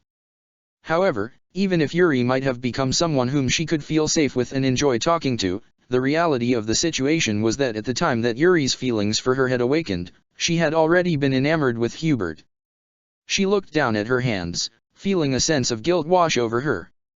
How could she have missed this so blatantly? Was it truly that Yuri was an expert at concealing his true feelings from the world, or had she been so self-absorbed that she hadn't noticed the signs? Something Happy had told her many years ago popped up unbidden in her mind. With everyone else, he's either empathetic and nice in his own way, or he swindles them for everything they have. But with you? He gets this playful gleam in his eyes. It means he thinks you're interesting. That's like the highest compliment you can get from Yuri Bird. Had Happy seen the signs, while Constance had not? And that was not all. According to what Yuri had just said, it seemed that a certain someone else had known more than he had let on. "Hubert knows about your feelings?" she asked in a half-whisper. "He knows, yet I did not." Yuri's expression turned hard, and he looked away from her. "Just before he left for Faerghus to end the war, I gave him an ultimatum. Either he got his head out of his ass and made a real effort with you, or I would tell you how I feel. I'm pretty sure it's what pushed him into finally proposing. But obviously, that deal went right out the window when he almost killed you at the wedding." She did not know what to think of that. She had believed that Hubert had come to his senses on his own and decided that he truly wished to spend his life with her, but was it all simply a product of Yuri's ultimatum? And then he had sent Yuri to look after her in Morpheus, even knowing that he was in love with her. Did Hubert even wish to be with her at all? Feeling deflated, she leaned back against the table and bent her neck to gaze up toward the sky. It was a cloudy night, the stars were nowhere to be seen. Perhaps she might have felt less lost and confused if they had shown themselves to her, but alas. She let out a sigh, feeling the weight of Yuri's confession pressing down on her. Even before tonight, although she had pushed it out of her mind until an unknown later date, she had been uncertain what to do about her relationship with Hubert. She still loved him, deeply, but they would both need to work hard to overcome their issues. And now, after the revelations Yuri had given her, it was clear that the matter was much, much more complicated than she had previously believed. What in the world was she supposed to do? Even if she came to the conclusion that she and Hubert were doomed, Could she be happy with Yuri? The man who lived his life hidden in plain sight. The man who had repeatedly sacrificed his own wishes in order to make her happy with someone else. The man for whom, as it appeared, she could be the number one that she could never be with Hubert. But was that enough? Was that all that she needed to be happy? She could feel Yuri's gaze on her, but she didn't dare meet it. She knew that if she looked into his eyes, she might see the same raw emotion there as before, and she wasn't certain that she was prepared to deal with that just yet. No. As much as she had grown to appreciate Yuri, the feelings she had for him were not of the kind he hoped. She did not feel the same way for him when he came near as she felt in the vicinity of Hubert. Hubert could make her feel deep, ravaging emotion with a single glance in her direction, or even with a particularly well-worded letter.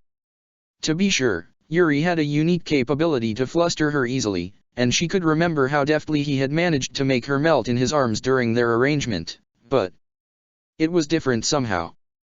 She shared something with Hubert that she had never shared with anyone else, something which Yuri would never be able to give her. They shared a common drive, a common goal, and a common enemy. They shared their passion for magic, albeit with different motivations. They shared their sense of loyalty and pride, their respect for the Adrestian Empire, their wish to serve the Empress in her aims to bring forth a better tomorrow for Fodlan. Yuri could never fully understand any of these things. He might love her, but their lives and aims were so fundamentally different that she could not begin to imagine how they would ever be able to bridge that gap in a sustainable way. What would life by Yuri's side even look like for her? Whether he became a pirate or stayed the lord of the underground, he would always be a rogue, once a rogue, always a rogue. Perhaps it might be thrilling to spend a few weeks, or even months, in such a capacity. However, she suspected it would grow wearisome quite soon. And even if she were to somehow restore House Novelli, which seemed more and more unlikely as the years passed, it would only mean that she would be living alone most of her days, while Yuri was out doing Suthies knew what. She needed to at least attempt to mend her and Hubert's relationship. They both owed it to each other, and if that did not work out in the end, then perhaps she might return her attention to the restoration of House Novelli. Perhaps Yuri might even agree to aid her. But if so, it would have to be as a friend, or a business partner, not as a lover or a husband. That last thought made her pause. Yuri, a husband? It was such an unlikely image that it was nearly ridiculous. Could he ever be anything but the lover in the shadows? No, perhaps that was unfair to him. Perhaps he could be more than that. But was a life in the light truly something he wanted, or was he simply grasping for straws in his attempt to persuade her to his side? Lowering her gaze from the sky, she inhaled deeply before finally making herself face Yuri again. He was watching her with an expression that no longer dared to be hopeful, an expression that told her he already suspected what her conclusion would be.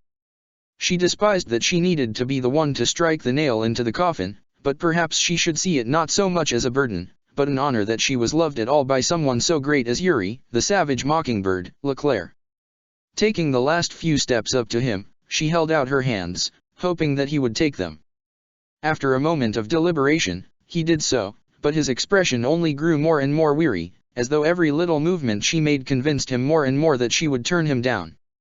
I love you, Yuri, she said softly, because there was no doubt about that in her mind. She did love him. As a friend, a very, very dear friend. I would not wish to live in a world where you were not by my side. You have grown to become an intrinsic part of my life, one which I couldn't bear to lose. And yet, I cannot, Yuri, I cannot. His hands fell away from hers, and he took a long step back. The loss of warmth and safety was palpable. Still, she needed to continue, needed to make him see the truth. You may think that you and I could be happy together, she said urgently, but if you truly imagine what that life would look like, I am certain that you shall see the sad reality of a future in which we joined paths with each other. We would be gravely unhappy together. At least one of us would need to give up their aims and passions in order for us to build a life together. We would grow to resent each other. Surely you must see it as well? The futility of... Don't. The word came out quickly, almost as a plea, and she could hear the pain in his voice so clearly even in that single word that she entirely lost her trail of thought. She wanted to wrap her arms around herself, but she knew that it would not be nearly enough to make up for the icy coldness that seeped through her skin, a coldness that came not from the desert night, but from the new emotional chasm between them. Even though Yuri stood no more than a few feet away, that space felt impossibly large and insurmountable. "Yuri," she whispered, reaching out for him, but he stepped out of her reach once again. His face was hard. He had gained control over his expression and put on his usual mask, refusing to even look her in the eyes. "Yuri," she tried again, more desperately this time, "please tell me this will not come between us. Please, say that you understand." One corner of his mouth twitched, but it never pulled his lips into a smirk as it had done so many times in the past. Instead, he only turned his face further away from her. "I understand," he said, his voice too casual. "And I appreciate your sincerity." A breath escaped his mouth, and it could have been either bitter or amused, she couldn't quite tell with his stone-faced expression. "I wish I could promise you that it won't come between us, Constance. I'll do what I can to make that happen." But in the end, he shook his head, and when he spoke again, he sounded terribly crestfallen. "As much as I try to make people believe otherwise, I'm just a human. And I'm going to need some time." She swallowed. "Time," she repeated. "I see." She supposed that was fair. She wished that she herself had had more time to think all of this through, and if she had been more perceptive through the years, she might have. But Yuri's confession had come as a true shock to her, and she was still left in the middle of her conflicted emotions about it all. And for every second that passed, she feared more and more that she might have done something to her and Yuri's relationship that might never be mended. "I shall give you that time," she said, her voice barely above a whisper. "But please, Yuri, do not push me away completely. I do not wish to lose you." She took a step forward and held out her hands again, but he remained rooted to the spot, his eyes fixed on the floor. "I'll try," he said finally.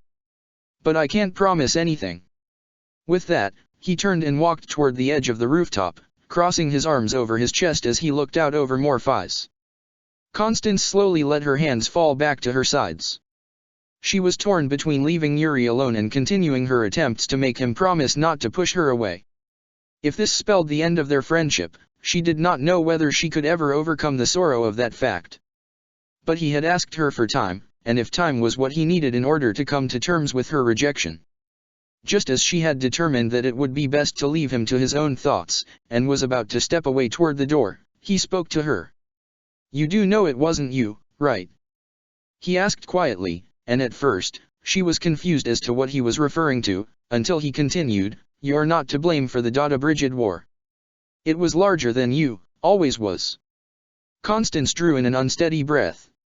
Amidst everything that had been revealed in the past moment, her memories from 10 years ago had all but disappeared from her mind. But now, the wounds were freshly opened again.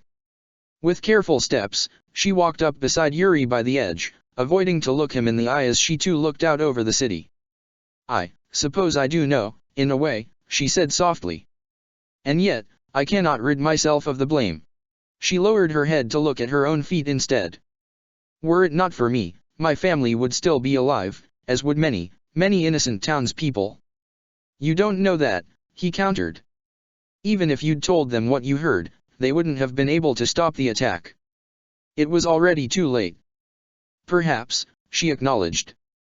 "But they might have been better prepared, in the very least. As it was, I did not even grant them a fighting chance. And for this, I have yet to forgive myself. I brought both House Novelli and the town with the same name to ruin."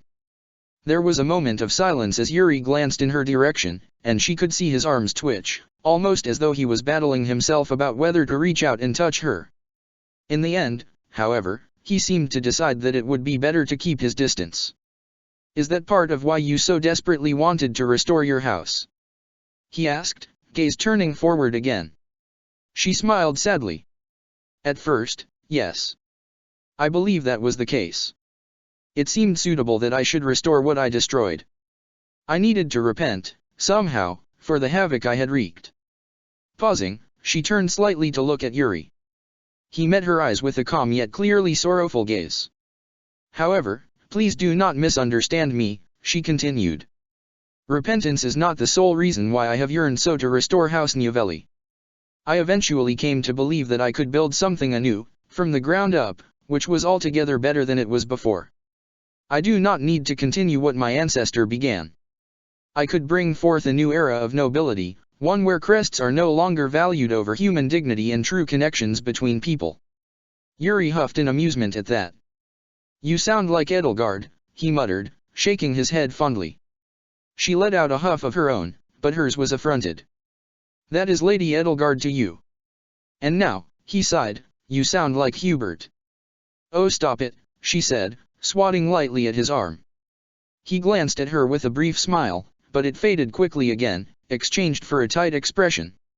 You're going to marry him, aren't you? Constance froze. She should have expected the question, should have been prepared to answer.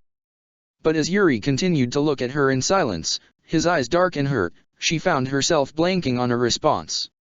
I do not know, she whispered, watching Yuri's eyebrows rise slightly. She wrapped her arms around herself and shook her head. I love him, she continued, perhaps more to herself than to Yuri, but it still felt better to say it out loud than merely think it in her own head. And I want him, but could she ever trust him, if he never learned to trust her? Would they be able to survive the consequences of what had occurred at the wedding? And did he really, truly love her at all, if he could so nonchalantly send Yuri, a man he knew was in love with her, to watch over her while he busied himself with other things he seemed to deem more important? I suppose it will depend on his feelings on the matter, and whether he will ever be able to trust me. She looked back up at Yuri just in time to see his upper lip twitch in dismay, a very brief twitch, but she saw it. And what about you, he asked. Will you ever be able to trust him? She hesitated. Why was he asking her these questions, these difficult, excruciating questions?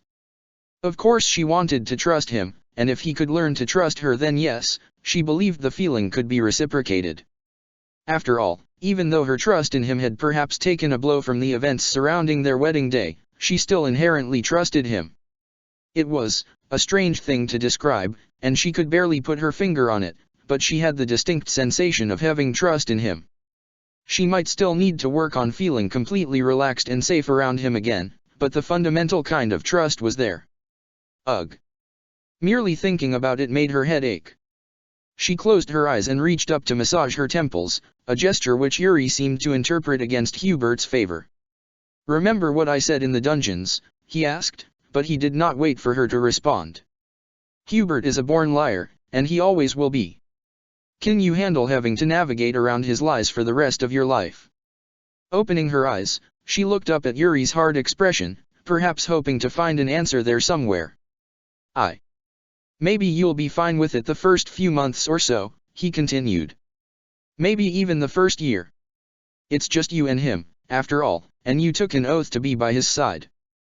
To be his number two. Number two. Being Hubert's number two is practically the same as being his number one, she whispered automatically, knowing that she was echoing Yuri's own words from months ago back at him now. Yuri's expression softened slightly, but his onslaught didn't stop. But what about when you realize you want to start a family? When suddenly it isn't just your own well-being anymore, it's the well-being of you and your kid. When Hubert's lies start affecting them, as well. Will your oath be enough? Hubert would never harm me or our child, she said sharply, but Yuri did not back down. If anything, his gaze only grew harder again. Oh really, he said. Then what about what happened at the wedding? Do you know what he did to you, Constance? She gritted her teeth, feeling tears burn behind her eyes. Yes, she exclaimed, clenching her hands by her sides as she glared up at Yuri's infuriatingly calm face. Well, I do not know the details, but I do not need to. I am aware of what he did. And I know why he did it. I nearly killed Lady Edelgard. Yuri scoffed. All right, but what if it had been your kid instead? I mean, do you really think he would choose his own child over Edelgard's well-being, if worse came to worst? She clenched her jaw, struggling not to let her tears overcome her. Whatever foul test Yuri was attempting on her, he would not succeed in breaking what trust she still had in Hubert. Besides, he continued when she didn't answer, even if you were about to kill Edelgard, there would have been other ways to stop you. Such as, she asked without even thinking. Temporarily paralyzing you, he immediately shot back. Teleporting you or Edelgard somewhere else. Putting up a shield around Edelgard. Getting Linhard or another faith user to silence you. Wrestling you to the ground and disarming you. I can keep going all day, Constance. But do you know what Hubert chose to do? He leaned in closer, baring his teeth in a half-snarl. He threw you into a wall so hard that you couldn't even stand up again, and then he went to finish the job with a knife. She couldn't stop the tears anymore. They overflowed her eyes and rolled down her cheeks, and there was nothing she could do but stand there and let tear after tear after tear follow in their wake and moisten her cheeks, while Yuri stubbornly held his gaze on her as though determined not to let her escape. "Why are you doing this?" she asked, her voice trembling as she wrapped her arms around herself and backed away further, toward a nearby corner of the rooftop.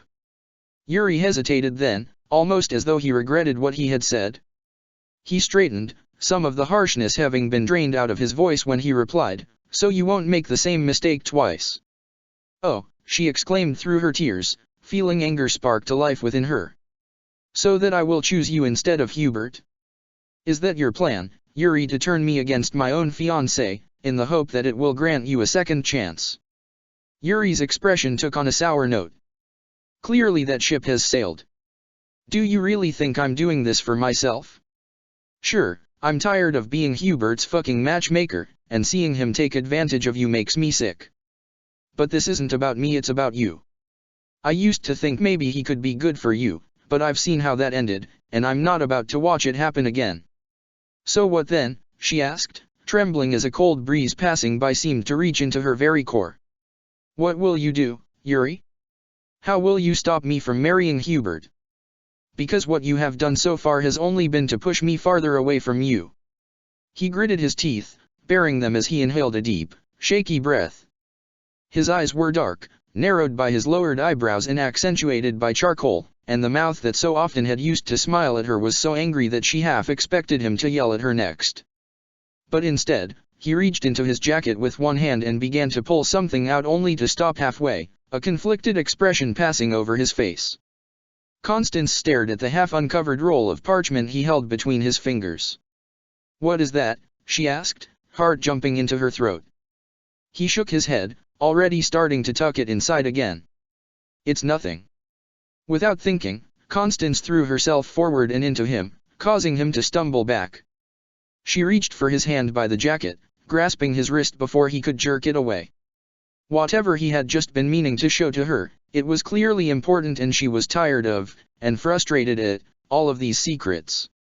"Show me," she demanded as she tugged at his wrist, bracing against his chest and against the floor, but it didn't budge. "Constance," he warned, "get off me. I will as soon as you show me that parchment. What are you attempting to conceal from me this time? Was it a letter? Perhaps from Hubert? Did Hubert send something to me through you? Get off me," he repeated sharply, "or you won't like what happens next. Show me what you have, or you will not appreciate what comes next." His other hand came up to grip her wrist as he fixed her with his gaze. "Ever heard of a little thing called privacy? Oh. You and I both know that this is not about your privacy, you impossible scoundrel. You are keeping something from me, and I shall learn what it is." Her struggles were completely ineffective. His hand was locked in place, and there seemed to be no possible way to remove it. With a frustrated grunt, she did the only thing she could think of: she kneed him in the groin. As Yuri inhaled sharply and doubled over, his grip around both her and the parchment loosened enough that she could pull it out of his jacket and step away, quickly unrolling it before he could regain himself. As she saw the contents, Constance's heart nearly stopped in her chest. She stumbled back, feeling her calves bump into the low mound as she tried to will the words on the parchment away. "Wanted. Constance von Novelli. Wanted alive for attempted murder on the Empress of Adrestia, Her Majesty Lady Edelgard von Hresvelg. Currently believed to be on her way to Morphi's approach with caution. Reward, 1,000,000 gold." And the image accompanying the text a simple sketch, yet it managed to succinctly capture the most prominent features of her face and hair stared back at her with soulless eyes, seeming almost to mock her. "Wah, what is?" she gasped for air, bringing one hand to her throat as she felt it close. "It is exactly what it looks like," a small voice said in her mind. It's a wanted poster, sanctioned by the Empress herself. And if Lady Edelgard had sanctioned it, so must Hubert have. But Hubert is not at the palace. Another voice screamed within her mind. And how did she really know that? How did she know that he had not returned by now? After all, if Yuri was here in Morpheus, there would have been more than enough time for Hubert to return to the palace. Constance, Yuri cautioned. Her gaze snapped over to him where he stood leaning against the table a few feet away, half bent over still. I know what this looks like, but it's not what it seems. Oh, she breathed. How can it possibly be anything else? He shook his head almost imperceptibly, but he didn't answer with words. If this is truly not what it looks like, then what is it? Why can you not tell me the truth, Yuri? She stared at him, willing him with all of her power to speak, to give an explanation that might make sense, that did not include the love of her life sending out wanted posters all over Adrestia in order to bring her back to the palace. She had escaped the dungeons against his wishes, but this. Still, Yuri did not speak, he merely clenched his jaw and looked at her with a grim expression. Well, she exclaimed, her voice rising in pitch. Tell me. She could see Yuri swallow. Then he opened his mouth, only to close it again with a sigh as he ran a hand through his hair. I'm sorry, he said. It would put you at too much risk if you knew the full story. Just know that it's not what it seems like, and I should never have even considered showing it to you. Constance could hardly believe her ears. Even Yuri? Too much risk. Too much risk. Where had she heard that before? You once told me, she said slowly, struggling to keep her voice relatively level rather than shout at the top of her lungs, that unlike Hubert, you wouldn't keep me in the dark with the excuse that it would be the only way to protect me. You would rather involve me in your secrets and make full use of my skills. Yuri wore a painful expression on his face now. Constance. He stepped closer and reached for her, but she jerked away. No, you did tell me that. You told me that you were different from Hubert. And so I ask you, what is this? Why are you suddenly keeping things from me, Yuri? He stepped closer, reaching for her yet again, and she was so desperate to avoid his grasp, so desperate not to feel his hands on her, that she scrambled up on the mound behind her and stood up, balancing on the edge as a cool breeze swept her hair away from her neck. Below her, Yuri stood frozen, his hands suspended in the air as he stared up at her with a sudden hint of fear in his eyes. Constance, he said slowly, though she could hear the urgency in his voice. Step down from there. You don't have your magic, and I have no way to soften your landing if you fall. Then speak, she shrieked at him, causing him to jump slightly. Tell me the truth. Tell me what this really means, she said, shaking the now rolled up wanted poster at him, or I shall never believe a word you speak again. He simply kept staring at her, his face wreathed in terror now, and she almost wanted to kick him. She was so angry and frustrated and hurt at how even Yuri would not trust her. Tell me, she yelled, shifting 1 foot further back on the mound. Tell me now, tell me the truth, or I'll take another step back. It's Lysias, he exclaimed. Lysias has infiltrated the palace, and he's the one responsible for the wanted posters. Now will you please get down from there? Constance drew for air, her hand wavering. Lysias. Lysias infiltrated the palace. So it was not Hubert and supposedly not Lady Edelgard either, but Lysias? Then that meant that Hubert might be going up against him without her. He might be plotting something against Lysias, their strongest foe yet, while she was here. Even now, he was leaving her out of his plans. And for what? Because he still did not trust her enough? She gritted her teeth, clasping the wanted poster in her hand. Even now, she whispered. Yuri reached out again, this time for her hand. The sensation of his fingers against her skin triggered a knee-jerk reaction in her, causing her to jolt back. She stepped her foot down behind her, expecting there to be more mound there, but instead, there was only air. She let out a cry as she stumbled back, her arms flailing as she tried to regain her balance. Yuri lunged forward, but it was too late, she was already tumbling backwards over the edge. Constance. Chapter 19, As the Sun Itself. After a long time of silence interrupted only by the scraping of turned pages in books or scribbles by quills on paper, Lysithea noted at the periphery of her attention that the chair opposite her scraped back against the floor. Engaged as she was in her reading, she let her gaze follow the rest of the paragraph before looking up and watching as Linhard stood up and stretched his arms up toward the high ceiling, yawning. "That's it," he said in the middle of his yawn, "I'm taking a break." Another one. She couldn't believe her ears. How could he ever get anything done when he kept taking breaks and naps this often? Linhard gave her a deadpan look. "First of all, it's vital to take breaks, Lysithea. Your brain needs rest, or you'll forget everything you've read in the morning." She pursed her lips. That didn't explain why he needed so many breaks. "And second," he continued, now regarding her with a raised eyebrow, "I haven't stood from this chair in 3 hours. I've worked way too hard, and the same is true for you." Lysithea paused, considering. 3 hours? She could have sworn. Linhard was looking at her as though she had just incriminated herself, and it made heat rise to her cheeks. "Well, never mind that," she said as she lowered her gaze to the books on the table. "Unlike some of us, I only have so much time remaining to spend on my research, and we still have a long way to go in finding a way to reverse my condition." While having Linhard and the others appear in Morpheus had certainly led to her finally making some headway in her research, she still felt like the end goal was much too far away as of yet. And who knew how long she had left? It could be years, but it could also be months or even weeks. She didn't exactly have anyone to compare herself to. As far as she knew, she was the first one to have been exposed to such a gruesome process and lived to tell the tale. For a moment, Linhard simply stood next to his chair, watching her as she feigned to read. Then, as she grew angrier and angrier that he was just looking at her rather than continuing to research or even going for his goddess-forsaken nap, he slowly made his way over to her side of the table and placed a hand on her shoulder. She froze, breath catching in her throat. "I understand that you're scared," he said gently, uncharacteristically so for Linhard von Hevering. "But we'll find a way. I'll find a way. I've devoted my life to researching crests in all shapes and manners, and with everything I've learned about those who slither in the dark lately, there's no one better suited to find a solution to your condition than me."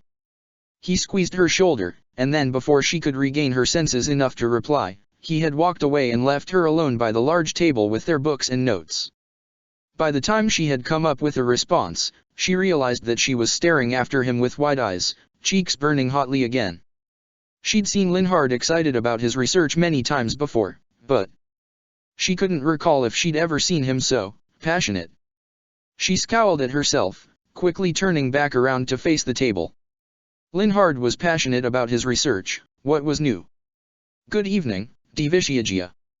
Glancing to her right, her gaze caught onto Timos as he glided smoothly along the table and up to her, stopping by the chair next to her and leaning in with a calm smile.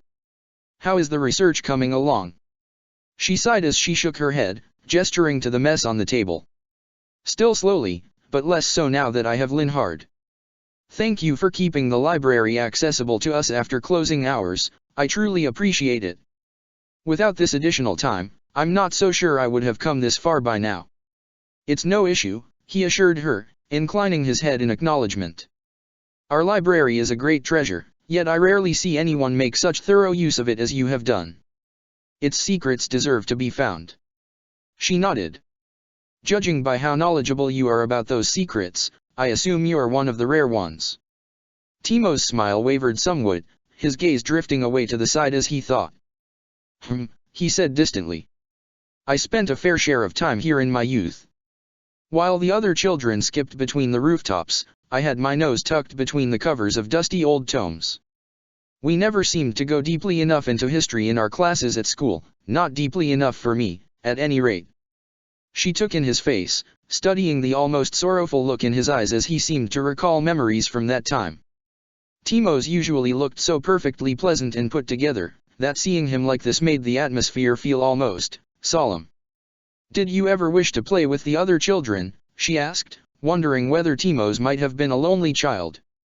"No," he said quickly, then caught himself with a small smile. "Ah. I suppose a part of me did. However, it was not meant to be. We were too different." She hummed softly. She could understand that notion. Ever since the second crest was forced into her, she had felt much too different from her peers to be able to relate to many of them at all. She was fundamentally different, and she saw the world through another, darker lens. That was one reason why it had been easy for her to leave the Alliance and join Edelgard's path instead. Unlike the others, she didn't feel like she was leaving any close friends behind. She didn't have any to begin with. Of course, there was a certain sorrow in that, but it was how it had to be. But perhaps, she thought as she continued to watch Timos, it wasn't sorrow he felt at all. Perhaps it was simply nostalgia. And after all, Timos had not gone through horrible crest experiments as she had. How different from the other children could he really have been? After a moment, Timos seemed to remember himself and turned back to Lysithea with a wide-eyed expression. "I apologize. I do not usually," he trailed off with a wince. Lysithea smiled, shaking her head. "It's fine, Timos. You're not just a helpful librarian anymore, you're a friend." A friend like the other kinds of friends she had had in her life, people who were trustworthy or kind in some regard or other, but that she likely wouldn't bother to stay in contact with after she left. It was easier that way. His shoulders relaxed somewhat, but the smile he gave her looked slightly nervous. "Thank you, Lysithea. I appreciate that." There was something a bit different about Timos, however, something that separated him from many others who had tried to befriend her. Something that, apart from Timos, only Linhard had managed to accomplish, despite it seeming so excruciatingly simple from the outside, to actually care, in their own way, about what had happened to her. She had told him very little of her condition when she first arrived in Morpheus, hesitant to trust anyone unnecessarily. All she had said at first had been that she had gone through an illness that had greatly shortened her lifespan, and she was now searching for a magical cure. After that, she had carefully shared a couple more details with him, but only to the extent necessary in order for him to help her find resources that might aid her. That was what a librarian was for, after all. But shortly after Linhard had revealed much more accidentally or not, Timos had approached her to speak about her condition. She had expected him to ask for more details. After all, he was very knowledgeable about Morphe history, and if she possessed knowledge that he did not, it made sense that he would attempt to learn all that he could from her. But instead, he had taken another approach. "I can only imagine the horrors you must have experienced. My knowledge of the Agarthan methods gives me an approximate idea, and therefore, I must express my condolences. On behalf of the Morphe people, I am deeply sorry for what was done to you." Lysithea had been unable to do much more than stare at him. There had been occasions where people had expressed their condolences for her in various ways. Usually, she took it for what it was, pity. But there was something about the way that Timos had said it, something about how he seemed almost personally affected by it, or even as though he was personally responsible for what had happened, that had made her stop and consider. She had thanked him, and after a pause, he had asked her a few more questions about the ritual, all of them very carefully asked, with him keeping a close watch on her face to make certain that he did not overstep, and she had found it harmless to answer them. He had asked how long ago it happened, whether the people who performed the experiments had spoken to her at all, which they had, or at least the woman leading the experiments had after the fact, to tell her that her lifespan had been greatly shortened, and whether she had ever seen them again after it was all said and done.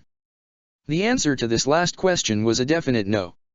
After the rituals were finished, they had quickly lost interest in her, supposedly, if Linhard was correct in his assumption, because they had other subjects to move on to.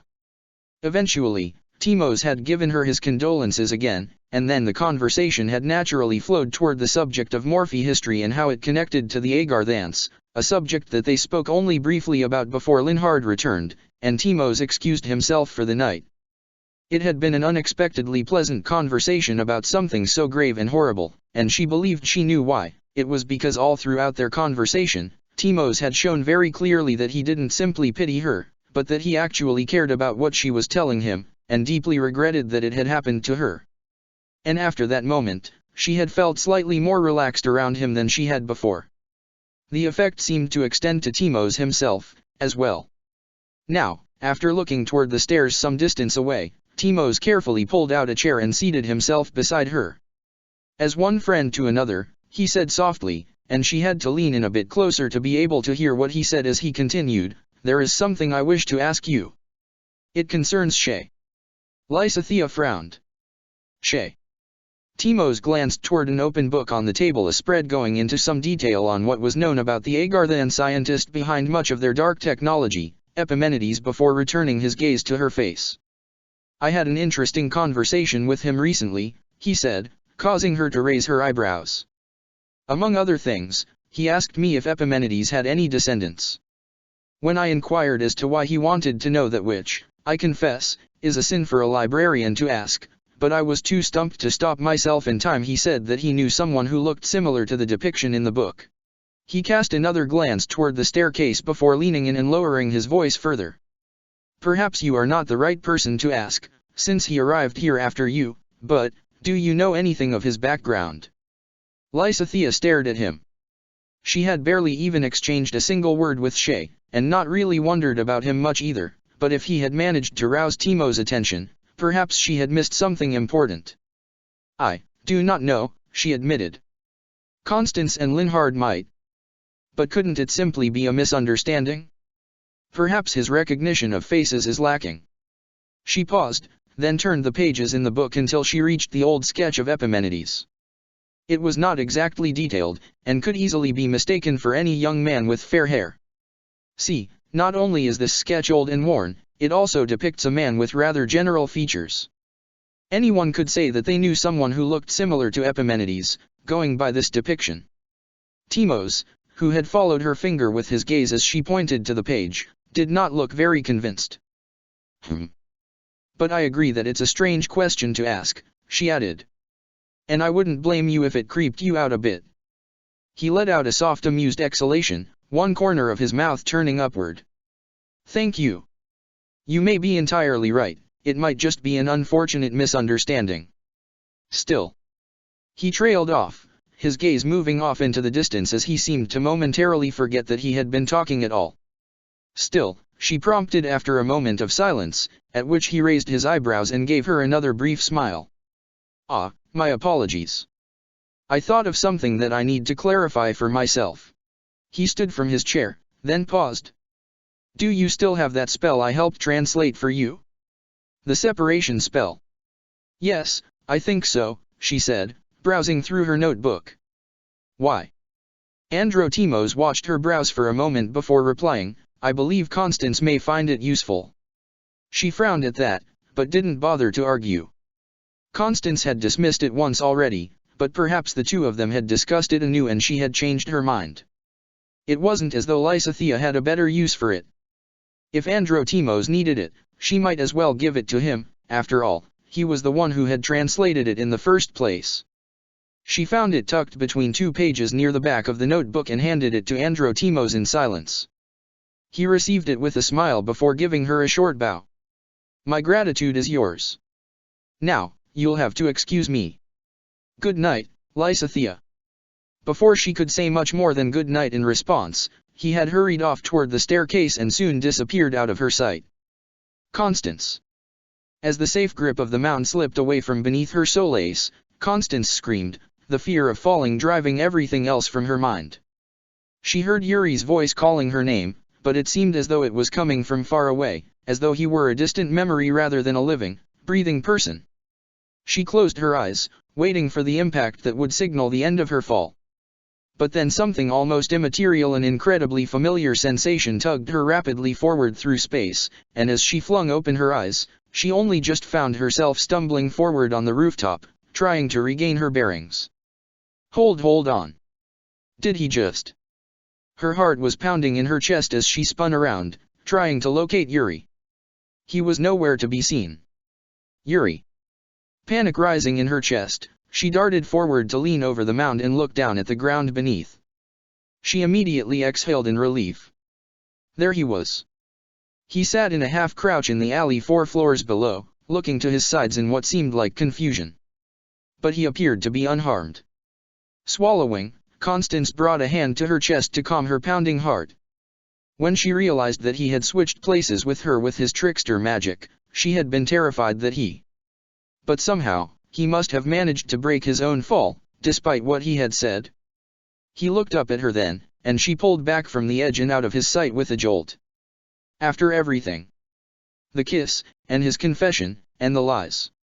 She could not stand to look him in the eyes. Her gaze drifted across the rooftop. The magical string lights, the table with the candles and the cleared plates, and the wanted poster, rolled up near her feet. She reached down and grabbed it, staring at the way the edges of the parchment roll fluttered slightly in the wind. She could not bring herself to unroll it and look at it again, it was frozen and nailed in place against her palm. Lysias has infiltrated the palace. Yuri knew, and Hubert knows, and yet I am still here in Morpheus. A sob escaped her lips, and a moment later, a tear rolled down her cheek. She was not supposed to be here, when Hubert was in Adrestia, likely plotting out a countermeasure to take back the palace from those who slither in the dark. She should be by his side, offering him her power and insights, and aid him in his plans. She should not be here. Clenching the parchment in her hand, she turned on her heel and ran down the stairs as fast as her legs could carry her, tears streaming down her face. She burst out of the restaurant and into the cold night air, not caring who saw her in this state. She couldn't bear to be on that rooftop anymore, couldn't stand the thought of seeing Yuri again or of being alone in the golden light of the magic all around her. She needed to be alone, to sort through all of the emotions and thoughts swirling around inside her head and decide what she should do about it all. She ran through the streets, her dress and hair flying behind her, until she reached the inn. There, she burst through the doors and up the stairs, turning the corner into the corridor of rooms and running straight into someone's chest. Stumbling back with a yelp, she reached up to rub her nose, accidentally dropping the rolled-up parchment to the floor. "Oof," a familiar voice exclaimed above her. "Hey, why the hurry?" She looked up, meeting Shay's gaze, which immediately turned confused when he no doubt saw her moist face. Sniveling, she shook her head and began to back away, glancing behind him toward the door that led to her room. I need," she stammered, watching as he bent forward to pick up the parchment. As his eyes left her, she took the opportunity to dart past him and head for the door. She fiddled with the key for just a few seconds, then closed the door behind her just as she heard Shay try to speak with her again. Ignoring him as best as she could, she locked the door with her key, then turned around and looked around the room, panting. She needed to think, and she always thought best while writing, whether in one of her notebooks, in the margins of a book, or in a letter. Darting toward the desk nearby, she tugged open the topmost drawer with trembling hands and brought out her bottle of ink, her quill, and a few pages of blank parchment to write on. She seated herself on the hard chair, grabbed the quill and stared at the parchment. Her immediate impulse was to write a letter to Hubert, and to imagine that he was reading and interpreting her words at a later point in time.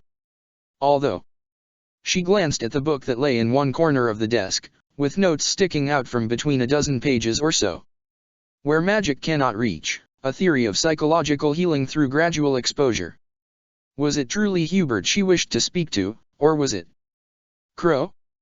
Not Crow the wolf, of course, but the Crow she had exchanged so many letters with during the war, letters to which he had always responded with such thoughtfulness. Before she knew that he was Hubert, before she learned of his true agenda, and before he had fully drawn her with him into the claws of those who slithered in the dark. Before their interactions had stopped being veiled in mystery, stopped being incorporeal, and become a part of their everyday life together. Now, Crow was simply a character, a persona which Hubert had worn in his communications with her. And, strangely, it was this persona to whom she now wished to write. If anyone could understand her plight, it would be Crow. Solemnly putting quill to paper, she drew in a deep breath and began her letter, in the style that she had used to begin them so many years ago. 27th of the Blue Sea Moon, 1186. Crow. I do not know what to do. It seems that no one in this world holds any trust for me. Is it justified? Have I truly been so horrendously untrustworthy in the past that their distrust for me now should have been evident?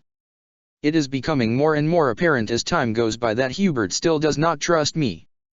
Not only has he supposedly had spies following me to Morpheus, he has also kept vital information from me, and sent Yuri of all people to keep an eye on me while he himself continues to work against our common enemy. Why should he still leave me in the dark, even after everything we have been through? Why should he leave me out of his plans, when he knows well how useful I can be? Hubert is not the only one, it seems. I had believed, perhaps naively, that my fellow Ashen Wolves would have faith in me, and yet even Yuri, despite his supposed romantic feelings for me and his strong aversion to my fiancé's methods, would not give me the benefit of the doubt. He only told me the truth in the end because he was afraid that I might harm myself, even though the secret he had kept from me was absolutely crucial for me to be aware of. Hubert is in danger, possibly already overwhelmed by Lysia's schemes, and I am nowhere near available to aid him. Linhard has informed me that the bracelets around my wrists, which lock away my magical energy reserves, are dependent on Hubert's magic, that a piece of his own reserves needed to be temporarily sacrificed in order for the bracelets to function. This means that as long as these bracelets remain locked, Hubert cannot fight at his full power. And now, he is up against one of our most powerful foes, without me and with part of his magic lost. What am I to do? Should I hurry back to Inver, in hope of aiding him after all? Would it already be too late at the point of my arrival? Or would my return to Fodlan perhaps even be part of Lysia's plan, and ultimately what both Hubert and Yuri wished to avoid by keeping the truth from me? They seem to believe that I am incapable of making intelligent decisions. They seem to believe that, upon seeing that wanted poster, I would immediately rush back to Fodlan without a moment's thought, magic or no magic. Well, if that is truly how they view me, they have severely underestimated me. I have saved Hubert's life once before.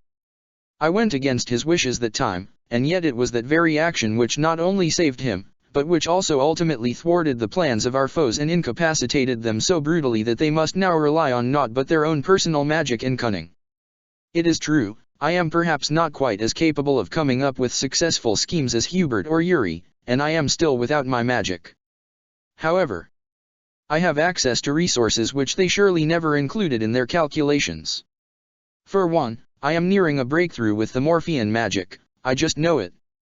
And furthermore, I have an incredibly capable bodyguard, and just enough gold to pay for another week or so of his services. I am not some helpless maiden thoughtlessly throwing herself into dangers beyond her capabilities. I am Constance von Novelli, sorcery incarnate, and even without my magic, I am a force to be reckoned with. I am a whirlwind of possibilities, and anyone who doubts me has yet to experience the boundaries of my might. If you were able to write me back, I am certain that you would tell me that you have full faith in my abilities, and that you are awed by my determination. You always supported me in my endeavors, albeit from the shadows. And now, it is time for me to prove you, and myself, correct. I shall rise up from the ashes and shine bright upon the world, as ruthless and all-consuming as the sun itself. Just you wait. Your faithful apprentice. Sunshine. As Constance carefully laid the quill to rest beside the parchment, she inhaled and exhaled deeply. Her hands were no longer trembling, her cheeks were beginning to dry, and her mind was clear. Finally, she knew what she needed to do.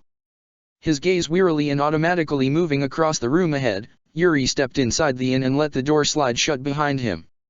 For a weekend night, the place was surprisingly calm, but there were two smaller groups of people seated in the sofas by the fireplace to his left, and a handful of people drinking alone by the bar counter to his right. One of those people, a nondescript woman wrapped in dark green Morphean garbs with a hood pulled up over her head, sat by the very edge of the bar, with a perfect view over the rest of the room as well as the stairs leading up to the second floor. The seat nearest to her was empty, so he steered his steps there and seated himself with a sigh. "Privo," he muttered to the woman, noting the short glance she sent him before she mirrored back the word at him in a low voice. Turning his attention to the bartender instead, he waved a hand to call him over, then made an attempt at buying himself something strong enough to kick him senseless. What he got back was just a glass with a clear drink, though when he tasted it, it barely even seemed to be stronger than wine. He frowned and set the glass down on the bar with a little more force than he intended. He hadn't come here to drink watered-down alcohol. He had come here to try to numb the pain and heartache that had been gnawing at him ever since he had seen Constance leave the restaurant with tears streaming down her face. He had hoped that the alcohol would help him forget the look of hurt and betrayal on her face as she accused him of keeping things from her, but it seemed that even that was beyond his reach. He let out a sigh and rubbed at his face. "I've really fucked up," he muttered, staring into his glass. The woman glanced at him again, but said nothing. Fucked up like you wouldn't even believe. Constance had seen the wanted poster.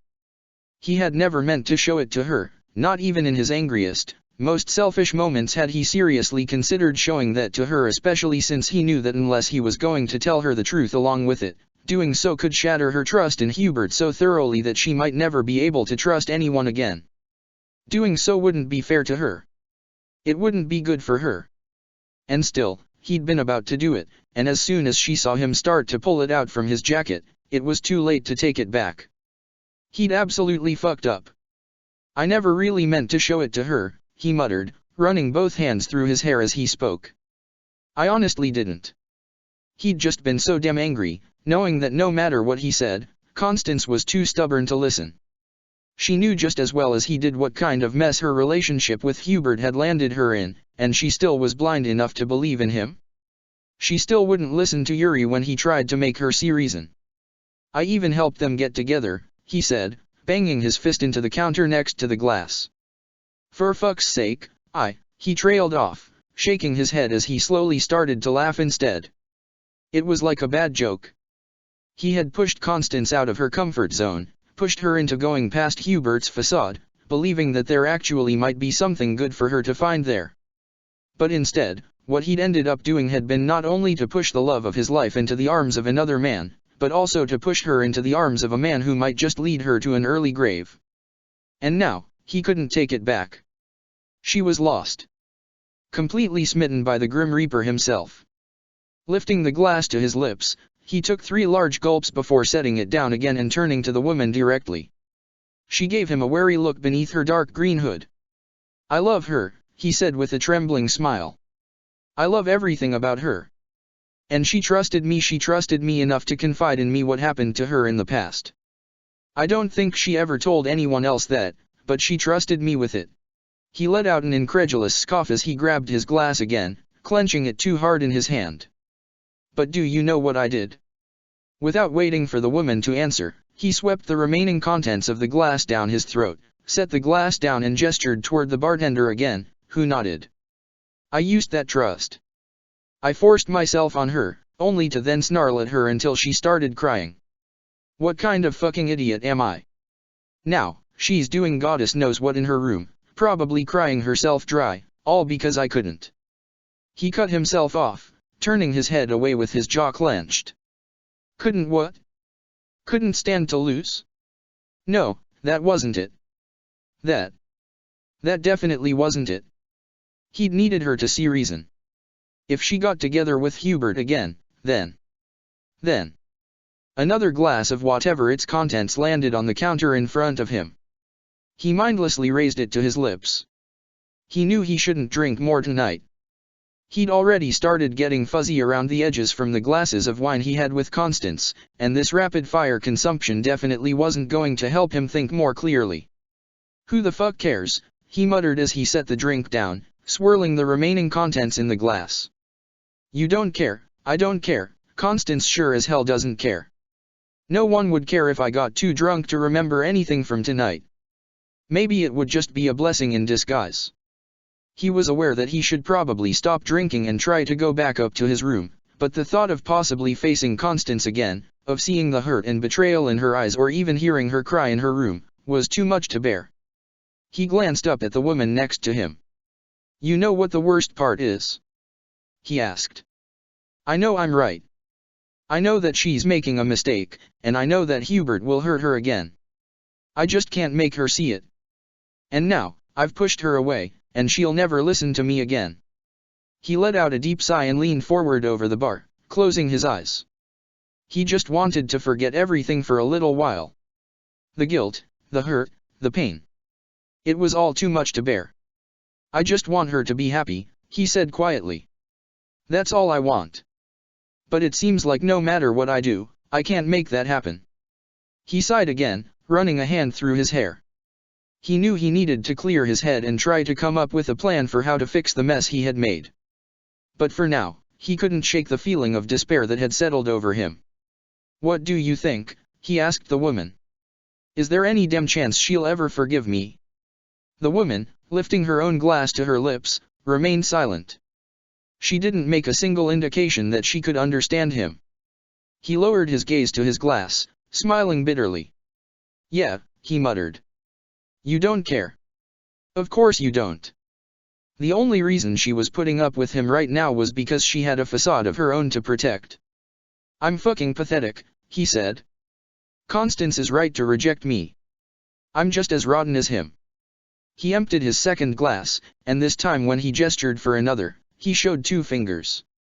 When the 2 glasses showed up soon after, he pushed one of them toward the woman. She eyed it with clear suspicion. You've earned it, he said before emptying all of his third glass at once. Setting the glass down, he wiped the back of his hand across his mouth and stood up. Then he reached into his pouch and tossed a handful of coins on the counter. Say hello to Hubert from me. It's about time you sent him another report. He had only just turned around and started to leave when a voice called out from behind him. Regulus. Halting mid-step, Yuri took a much too long moment to wrap his brain around the name and why it felt so familiar. Then he turned back around, sat down on the stool a second time, and leaned forward with his elbows resting against the counter. He didn't meet the woman's gaze as he spoke next. It seems unfair that you should know my name, when I still don't know yours. He couldn't see her face, but he heard her exhale softly in amusement. You can call me Nic. Probably not her real name. But she knew his, somehow. You're thorough, aren't you, Nick? And you're a drunken mess, she shot back. Is this how you intend to win back the woman you love? If the circumstances hadn't been so pathetic, he might have laughed at the irony of that question. What do you care? Shouldn't you be rooting for your employer? That's not in the job description. And taunting me is. Nick chuckled, a soft sound that barely spread past their little corner of the bar. I thought you could take it, seeing the way you badmouthed yourself just a moment ago. He lifted his gaze from the empty glasses in front of him and looked at Hubert's spy a little more closely. He'd only just seen her from the corner of his eye so far, not wanting to tip her off that he suspected who she was. But now that he looked at her properly, he realized she reminded him a little of a con artist he'd used to have in his crew, not in their actual looks, but in that they both looked like completely regular women. No one would bat an eye at this person as long as she didn't do anything to draw attention to herself. There was nothing special to note about any of her features. That was part of why she was one of Hubert's favorite spies, he supposed.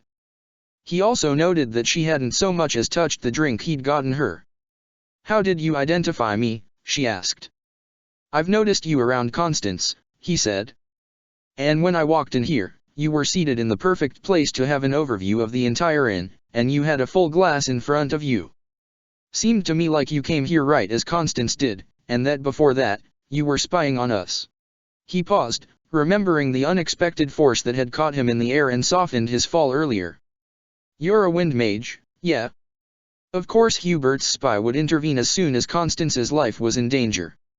And when Yuri had traded places with her in split-second desperation, Nick's little trick had caught him instead, effectively saving his life. I dabble. Her expression didn't change, even when he silently inclined his head to her in gratitude. Now, shouldn't you go to bed before you do something stupid with all of that alcohol in your body? He smiled automatically, a smile that felt even more artificial than usual.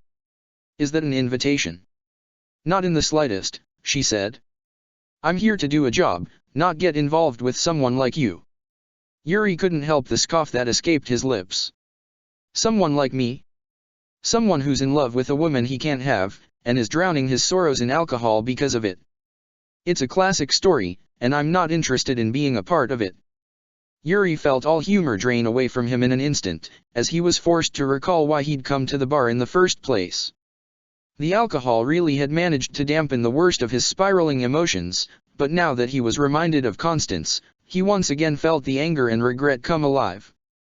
All right, he muttered, turning to look over his shoulder. I need a better distraction. He wasn't picky, he'd take anything from a fist fight to a game of strip poker with unfair odds, and anything in between, as long as it could take his mind off Constance. The stray thought hit him that if Balthus had been there, he could have entertained himself all night by making some simple little bets and putting his old friend in even more debt, a thought that just made him even more depressed. Trying to keep himself from dwelling any longer than necessary on the past, his somewhat fogged-up gaze swept over the room, only to land on someone just walking through the front door of the inn. He raised his eyebrows as he let his gaze take in the man's appearance. Long, sand-colored hair, pleasant, classically beautiful features, dark fabrics wrapped around his torso that just barely hinted of the lean body beneath. "Works for me," he said as he pushed himself off the barstool, only to be stopped by a hand on his shoulder. "That's Andro Timos," Nick said dryly. "The perfect target if you wish to embarrass yourself completely." Yuri tilted his head to the side as he watched the man look around as if searching for someone. Andro Timos. Wasn't that the librarian Constance had mentioned? If so, he was supposed to be fluent in Fodlanes, which would definitely improve his chances of success unless Nick knew something he didn't. "And why would that be?" he asked, glancing at her over his shoulder. "Because," she said with a smirk as she tapped her fingers against her glass on the counter, "he's the kind of man who'd much prefer organizing a historical book circle over being someone's drunk distraction. I suggest you go to bed before you do something you'll regret." Yuri looked back at Andro Timos, considering his options. He could go back to his room and try to sleep off the alcohol, or he could try to strike up a conversation with a beautiful stranger. It wasn't like he had anything to lose at this point. "I've already done something I regret," he said. "Can't make it any worse." And with that, he made his way over to Andro Timos, trying to walk as steadily as possible.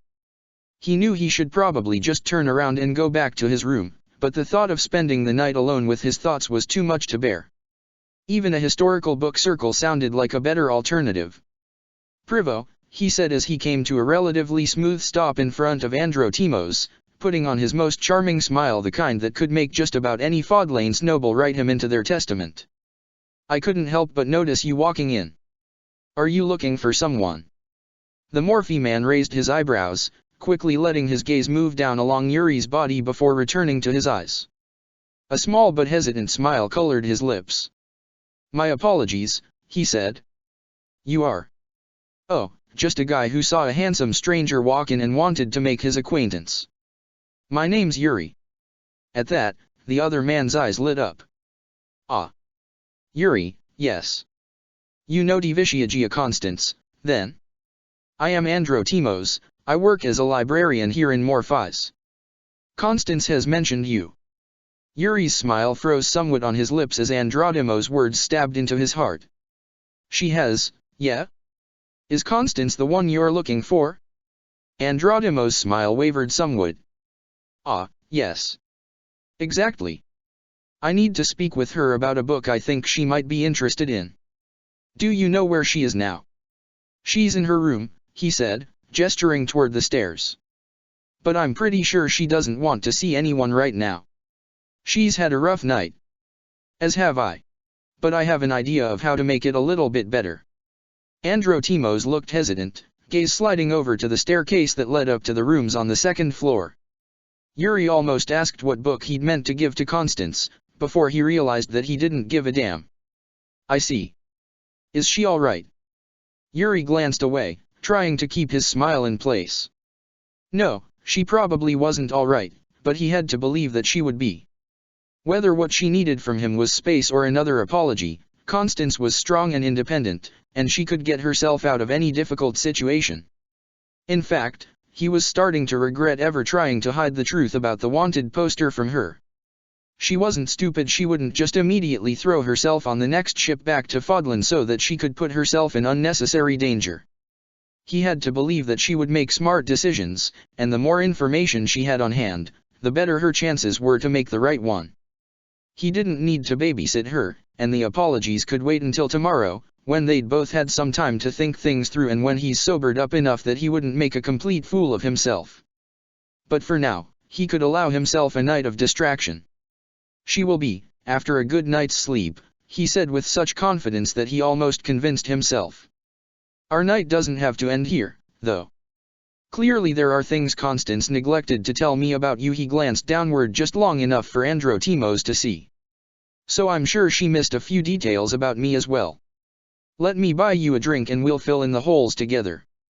Andro Timos exhaled an incredulous breath, but the smile from a second ago returned to his lips. After glancing toward the stairs again, He looked back at Yuri with something curious in his gaze, clearly trying to get a read on him. Yuri did his best to just smile back, keeping his expression calm and level, as he waited for the other man to make a decision.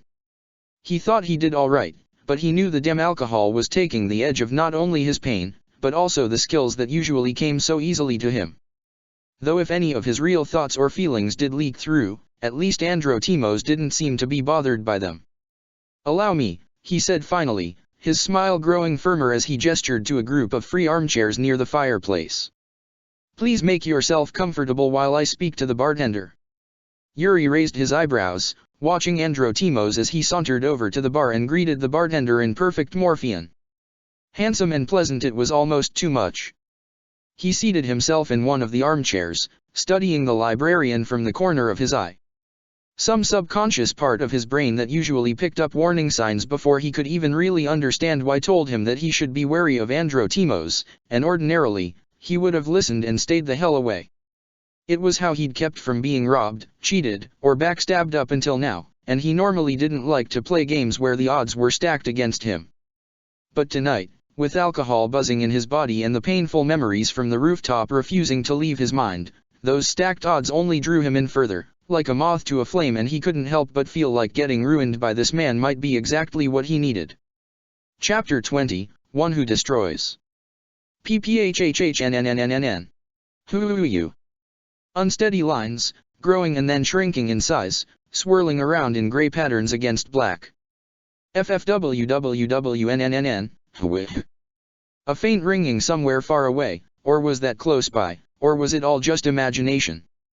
PHNNNNNNNN. Who you? The distant memory of paper softly sliding against wood. PPHFFNNNN. Who you through? And an inescapable bombardment of dull, pounding pain. Yuri groggily opened his eyes and immediately regretted it as the pounding headache that had assaulted his senses only grew in strength. He groaned and brought a hand to his temple, wincing when even this small movement caused his body to scream out in reluctance. He felt weak and sick to the core, and only a fuzzy memory of all the empty glasses standing in front of him on the bar counter last night reminded him that he wasn't in fact dying, it was just a killer hangover. How much did I actually drink? He couldn't remember. Lovely. PPHHNNNNN. Who you? Pushing down his nausea, he sat up and turned his head, only to see Androtimos, fast asleep and sprawled out next to him with his long, sand-colored hair like a halo around his head as he inhaled and exhaled long, relaxed breaths in his sleep. Momentarily pausing, Yuri searched through his fuzzy memories of the previous night as he studied the scene in the hope of finding any clue as to what had happened. The other man seemed to be fully clothed, but... there. He leaned in slightly to see better. Yes. Black smudges on the front of his clothes, by the left shoulder. Yuri closed his eyes with a wince and lay back down as more memories from the previous night came back to him in a hazy blur, and he groaned again, this time in embarrassment. He was 99% sure that he and Androtimos hadn't actually slept with each other. He'd certainly tried to seduce him, he could remember that all too well now, but the other man had simply smiled and steered the subject away every time, slowly and gently picking away at the scab that was Yuri's fake facade until he finally managed to get to the bottom of why he had gotten himself drunk. Somehow, Androtimos had known exactly what to say to get Yuri to drop the charades and give in to his despair again. Somehow, he had known exactly what to say to transform him into a weeping mess. Yeah, those black smudges were definitely makeup. After he had helped him up to his room, they had spent hours talking about love, life, and death, and then both of them had eventually fallen asleep in Yuri's bed around 4 in the morning, barely any pieces of clothing removed. It was a testament to how drunk he had been that he'd actually allowed a stranger to learn so much about him, without a single thought that said stranger might come to use that information against him. Androtimos was very easy to talk to and always seemed to have wise answers to give, which was a concerning revelation. But maybe it was even more telling that he couldn't even remember everything they'd talked about now. Bits and parts were coming back though, piece by piece, and one thing in particular seemed to echo through his mind even now. It was something Androtimos had told him, after Yuri had said that he knew Constance was making a mistake with Hubert. That may be so, he'd said, but that is her mistake to make, and nothing you can say will teach her that lesson as effectively as allowing her to realize it for herself. He made a very good point, and one that Yuri should have already seen himself. He couldn't protect Constance from heartbreak or pain, not when it came to her love life at least, and she had to make her own decisions. What Androtemos had said had made him realize that maybe he'd just been trying to convince himself that he was trying to stop her from making a mistake, maybe that was just an excuse. After all, he knew that she was right, they wanted two different things in life. He'd known it from the very beginning, but somewhere along the way, he'd chosen to ignore that warning. Truth was, he didn't want to be chained down by anyone else, and neither did he want to force her to abandon her hopes and dreams for him. But when she had said it yesterday, it had hurt too much to hear. He'd had to stop her from finishing her sentence, because he'd reflexively wanted to deny what she was saying because he knew that it was the truth. It wasn't to be not just with her, but with basically anyone. He could amuse himself with flings or temporary arrangements, but anything more than that was beyond what he could afford. He'd known that, and he'd known that Constance was engaged, but somehow he'd still let himself dream. He'd let his dream go too far, and as a result, he might have pushed Constance so far away from him that their friendship might never recover. This was something else Androtemos had chosen not to shy away from, how their friendship may or may not be beyond salvaging, and if it was the case that there was nothing to be done to save it, he would just have to accept that fact and learn from it in the future. Even now, when he was starting to sober up again, what Androtemos had said made a lot of sense. It was painful, but it was the truth. So he supposed he knew now what his next steps were: 1. Apologize to Constance, 2. Give her a chance to make her own mistakes, and 3. Give himself the space he needed from her to focus on his own goals again, the ones that were separate from wanting her. He'd told himself last night that even if their friendship could still be salvaged, he'd stay away from her for a while just to clean his system. Focus on his work, go somewhere that didn't remind him of her, meet some new people along the way. And when he found himself realizing that he hadn't been thinking about her for a month or so, he could consider going back to check on her and see how things had turned out. If she was happy with Hubert, then he'd just visit for a short while before going back to his own life again. If she was unhappy, he'd offer her any assistance he could to get her out of there as a friend. But no matter what, he wouldn't trick himself into thinking that the two of them were an option, ever again. Maybe if he followed those rules, he could stay friends with her without sacrificing his own sanity. He opened his eyes and peered toward the window. Judging by the strong sunlight outside, and the fact that he was hungover rather than still drunk, he had to assume it was almost noon already. This time, when he sat up in bed, he let his gaze move to the right, across the other part of the room. When it reached the door, it stopped, drawn to a small rectangular shape on the floor below. A note. The sound of paper softly sliding against wood. So it hadn't been his imagination. With a frown, he detangled his legs from the covers as gently as he could so as to not wake Androtemos, then got out of bed, taking a moment to lean against the wall when the room started spinning. He inhaled slowly between his teeth as he waited for everything to still. Like a baby deer, he stumbled toward the door and leaned down to pick up the note, unfolding it gingerly. 7:22 a.m., Target and Merc heading back to the continent. Yuri stared at the message, reading it through 5, 6, 7 times as his heart rate quickly increased in pace. This was from Nick. No doubt about it. And even with all of this brain fog, he knew immediately that she was talking about Constance and Shay. They were going back to Fodlan. But why? The wanted poster. She couldn't have. She wouldn't. Would she? He groaned, squeezing his eyes closed as he cursed under his breath.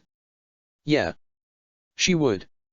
She would go back to Fodlan, determined to help Hubert win against Lysias, even without any magical power to speak of. And with her was a Merc with mysterious powers, a Merc who clearly had some kind of connection to Dark Constance. Opening his eyes again, he tried to get his brain started to figure out how far ahead they would be by now. Let's say that they had left just after Nick wrote the message that would give them a head start of 4 to 5 hours.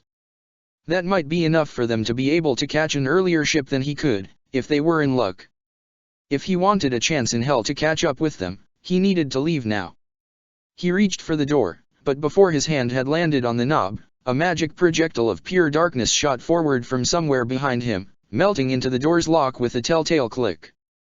Yuri's instincts kicked into gear before his brain did, and in a second, he was back by the bed with one hand around Androdimos' throat, pushing him back against the headboard with his other hand raised and armed with light magic.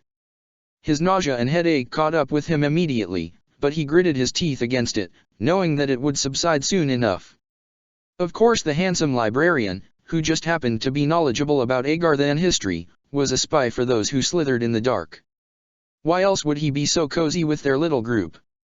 Why else would he agree to spend his night caring for a drunkard? Because he was gathering intel, that's why. Androdimos scrambled for the hand around his throat, eyes wide and panicked. "Please, it is not what it seems," he croaked out. Allow me to explain." Yuri scowled, but his grip loosened somewhat. He hadn't intended to give the other man a chance to talk, but he recognized the words from his own plea to Constance, and something inside him told him to listen, if only for a moment. "Surely you owe me that much," Androdimos wheezed, "after last night." Ouch. But damn if he didn't have a point. There weren't many people on this earth who would willingly spend an entire long night comforting a drunk, lovesick stranger who repeatedly tried to get in their pants. Yuri usually made sure not to be in anybody's debt, but in the rare cases that he was, he knew to pay them back. "You have 10 seconds, he said. "Better make good use of them." He loosened his grip further, and Androdimos gasped for air. I was born with these powers," he said urgently. "I have nothing to do with those who slither." Yuri scoffed. "Born with dark powers, yeah? And yet you want me to believe that you're not one of the bastards." Androdimos winced, grasping at Yuri's hand, but he didn't try to tear it away. My mother is a leading scientist for them," he forced out, "but I have no memories of her. She left when I was very young. I have tried to find her for a long time, and you and your friends are my best lead as to her whereabouts." Yuri scowled, gauging Androdimos' expression and tone. His words checked out, and he couldn't see any obvious signs that he was lying. Relaxing his grip enough that the other man's windpipe was now unobstructed, he considered the meaning of what had just been said. If Androdimos was the son of one of Thales's best mages, that might be a trump card against those who slithered in the dark. If Androdimos could be trusted. "Why are you trying to find her?" "I need answers," Androdimos said, looking slightly less panicked now that he could breathe freely. "My father never answered any of my questions, and if I am to continue concealing my powers, I would at least like to know how they came to be." Yuri paused. "You conceal your powers," he said. "From everyone." "Yes," Androdimos said in a sharp exhalation, his voice taking on a bitter tone. "Of course I do. For the Morphi people, dark magic is a reminder of our tragic history. It is a reminder of the horrible deeds of our ancestors, who tried to wrangle control over nature. The only ones with knowledge of my abilities are my father, who is no longer on this earth, and the Protaraikos, who noted them when I began to learn Morphian magic as a child. I have always been strictly told to conceal them from anyone else. So I never had a chance to learn how to properly utilize them. All I know is a few tricks like the one you just saw." Yuri tilted his head to the side as he let out a thoughtful hum. "A few tricks, huh? Was that really the case, or was he more capable than that?" He'd certainly been quick to fire that spell when Yuri went for the door. "Let me be blunt," Yuri said. "Of the things I know about you, truly know, most of them point in an unfavorable direction for you. You're a Morphi librarian who slithered his way into Constance's good graces through her quest for knowledge. You know dark magic, and your Faudlanes is damn well perfect, even though most Morphi barely know the language at all. You agreed to spend the night with an obnoxious, lovesick drunk for no apparent reason other than to possibly squeeze some information out of me. With all this in mind, could you blame me for being suspicious?" Androdimos' expression, which had gone from bitter and frustrated to anxious while Yuri talked, now shifted to a look of defeat. "No," he said quietly. "Those are all accurate observations.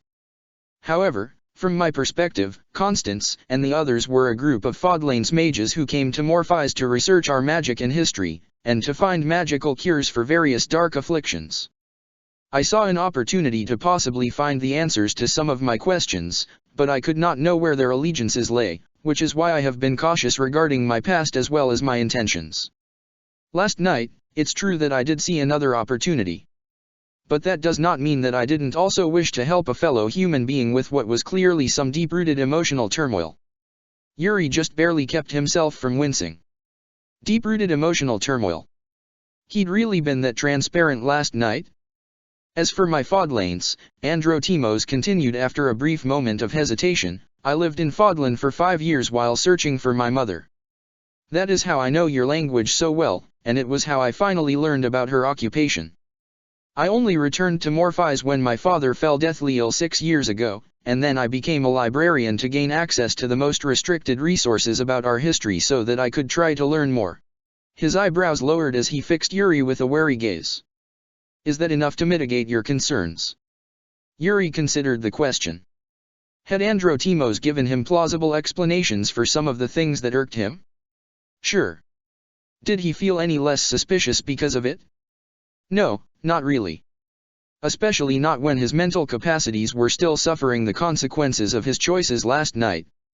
Drawing any conclusions right now would be outright irresponsible. Listen, Androtimos said when Yuri didn't reply, lowering his head slightly as he continued holding his gaze. You may distrust me as much as you want, but I know you are wise enough to heed a warning. The reason why I locked the door is because if you leave without learning what I know, you will likely run to your own and Constance's death. Now that was more like it, finally, a real hint at Androtimos' true motivations. Yuri's eyes narrowed. And what exactly is it that you know? Androtimos shook his head. I will tell you, but only if you take me with you. Yuri huffed an amused breath. Of course. The other man had quickly and smoothly turned the conversation in his favor. Whether this had been a fully conscious decision on his part or not was unclear, but it seemed like Androtimos was a natural negotiator, one that Yuri needed to take much greater care around than he had so far. Normally, he wouldn't have agreed to bring someone like Androtimos along. Clearly, he was more than he'd seemed on the surface. It was entirely possible that he had more secrets that Yuri was unaware of. There was no way to know just how powerful he really was, or what his true motives were, for now. The only way to find out was to get more time to study his behavior, see whether his facade would crack further, and catch whatever little slips he made along the way. He didn't place too much value in Androtimos' offer in itself, it could just as well be a bluff. But the story about his powers and how he'd had to conceal them. The emotion behind that story was not fake. Yuri would bet a few fingers on it. And however much he disliked it, it seemed like Androtimos held knowledge that they might need against those who slithered in the dark. Besides, if he was being truthful about his past and his intentions, it wasn't impossible that he might even become an important ally down the line. All right, he said, finally letting his hand fall from Androtimos' throat, but we're leaving now. No time to pack. The other man nodded firmly. Understood. With a determined smile on her lips, Constance leaned further over the railing, face turned forward to face the wind as it blasted into her, making her ponytail dance like a mad stallion around the back of her head. I am on my way, Hubert. Feeling the wind roar around her and knowing that she was on her way back to save Adrestia, perhaps all of Fodlan, even, from the claws of Lysias, made her feel more proactive and powerful than she had in a long time. She may not have fully achieved what she had set out to do in Morphise, however, she had the tools with which to continue striving for mastery in Morphean magic, as well as her therapy, after she had returned to Fodlan and aided Hubert in finally taking down those who slithered in the dark. She had spent the trip from the city of Morphise to the coast thinking about how to further fine-tune her plan, and while it was perhaps not as foolproof as Hubert's plans always seemed to be, she was confident that it would be rather simple for her to achieve. Supposedly, Hubert had one or more of his spies following her. She had attempted to spot them ever since she and Shay left Morphise, but to no avail. If they had followed her, and if they were on the ship with her, they had blended into the background well enough to avoid discovery. Perhaps if Yuri had been there with her, he might have been able to. Her smile slowly faded, and she pulled back in from the railing to gaze blindly into the distance as her thoughts caught on to her latest memory of Yuri. I used to think maybe he could be good for you, but I've seen how that ended, and I'm not about to watch it happen again. She wrapped her arms around herself, suddenly feeling cold all the way through her skin and to her bones. Now that she had some more distance from him, as well as from that night, she thought that she could see the past events more clearly. And yet, she could not understand how Yuri could say such things to her. Was it simply because he was bitter over her rejection? Was it because he was jealous? Or did he truly believe that his own words were true? Yuri's audacity at thinking that he had a right to decide who was good for her aside, she used to believe that he had a keen insight into other people's nature. He must have, or how else would he be so successful in his work? But when it came to Hubert's nature, she would simply have to hope that his feelings for her had blinded him from seeing the truth. She and Hubert still had much to discuss and process together before they could move on from everything he had done, but she still held hope that they could patch things up and move forward. She took a deep breath, shaking her shoulders and forcing a smile as she tried to rid herself of those anxious thoughts. The plan. Where was she? Ah. Yes. Assuming that Hubert had a spy on the ship, it was likely that that spy in question would inform Hubert of her arrival in Inver. Hoping to stop her from doing anything rash as he was wont to do, he would come find her in the port, and she would convince him of her usefulness in whatever scheme he was plotting to take down Lysias. She would tell him how successful she had been in her therapy, and that she held some semblance of control over the curse at this point, at which he would finally agree to remove the egregious bracelets from her wrists. Perhaps when she reached Inver, she might even have made more progress with her Morphean magic, which would further convince him of how useful she would be in his plan. Now, the plan largely depended on Hubert showing up in the port, since she would likely be unable to find him by herself. However, she was quite confident that he would do everything in his power to stop her from potentially going through with a plan of her own that might jeopardize his. Hubert would appear in the port in order to bring her with him. She was certain of this. Looking over her shoulder, she searched the deck for a familiar colorful figure. He stood over by the doorway leading into the belly of the ship, arms crossed as he leaned back against the wall, watching the sailors work on the deck. If he noticed her looking at him, he made no motion to indicate that such was the case. It had been incredibly easy to convince Shay to come with her back to Fodlan, so easy, in fact, that she had been momentarily stumped when he agreed to her request. Naturally, she offered him a salary for his remaining services, but she had still expected him to argue or at least question her for wanting to leave Morpheus before having found all the answers she was searching for. Shay himself had left for Morpheus in search of answers, and yet he did not seem to mind going through the long and uninteresting trip back to Inver before he had found them. Was he that desperate for the money she could offer him? She found that unlikely. No, it was more probable that he had already come to the conclusion that there was nothing for him to find in Morpheus, and that he had planned for some time to go back to Fodlan. That was the only explanation she could come up with that would explain why he seemed to be so unbothered by her request. In fact, he had seemed almost eager to return to the continent. Surely he wouldn't be if he still hoped to find answers in Morpheus. He turned his head slightly, and his gaze met hers. She smiled and waved gingerly, feeling rather stupid for having been caught staring at him. He waved back, an unreadable expression on his face, before turning back to look at the sailors again. Constance let her hand fall to her side, smile fading. Yes, he was an odd one, indeed, and he had only become stranger in the past days as they traveled together. The strange episodes where he was talking to himself seemed to occur more frequently now, which also had the side effect that he apparently preferred to be some distance away from her most of the time. He was still close enough to notice if she was at risk of turning into Dark Constance, but on a safe enough distance that she was unable to hear what he said to himself. Well, no matter, she thought as she turned back to watch the ocean and feel the wind against her cheeks. They would part ways as soon as they reached Inver, anyway. He could not postpone it any longer. When Hubert had taken the journal from Thales' study in Shamhala, he had not intended to go through it until more pressing matters had been dealt with. In fact, he had considered simply leaving the journal in Lady Edelgard's hands afterward and let her decide whether or not it contained anything he needed to know. After all, it seemed to contain details on the experiments which had been carried out on her and her siblings. With this in mind, wasn't it more proper to have her read it first? Then he had remembered that she did not know the Agarthan language, and there could surely be no one better equipped to translate such intimate details for her than him. They might be able to find someone else who knew some amount of Agar Than, but getting that person to stay silent regarding the contents of the journal and making certain that they could be trusted would be inconvenient. Better than that, Hubert, who both had the ability to translate the text and would never betray its contents to anyone except Lady Edelgard, should be the one to read it for her. This was not something he had particularly looked forward to, and in fact, he was not certain of how he would react to reading what could very well be detailed descriptions of what had been done to the Hresvelg siblings. However, it was his duty, and he never shunned his duty. Even with all of this in mind, however, it was only after his conversation with Lysias in the bar that he had realized that it would likely be a good idea to translate the journal as soon as possible.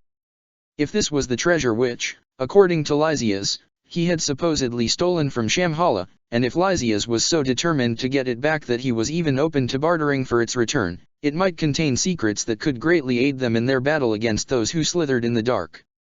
Knowing this, and seeing that it would surely take some time for him to translate it all, Hubert had begun his work as soon as all of the introductions had been made between Sylvain, Happy and his sister.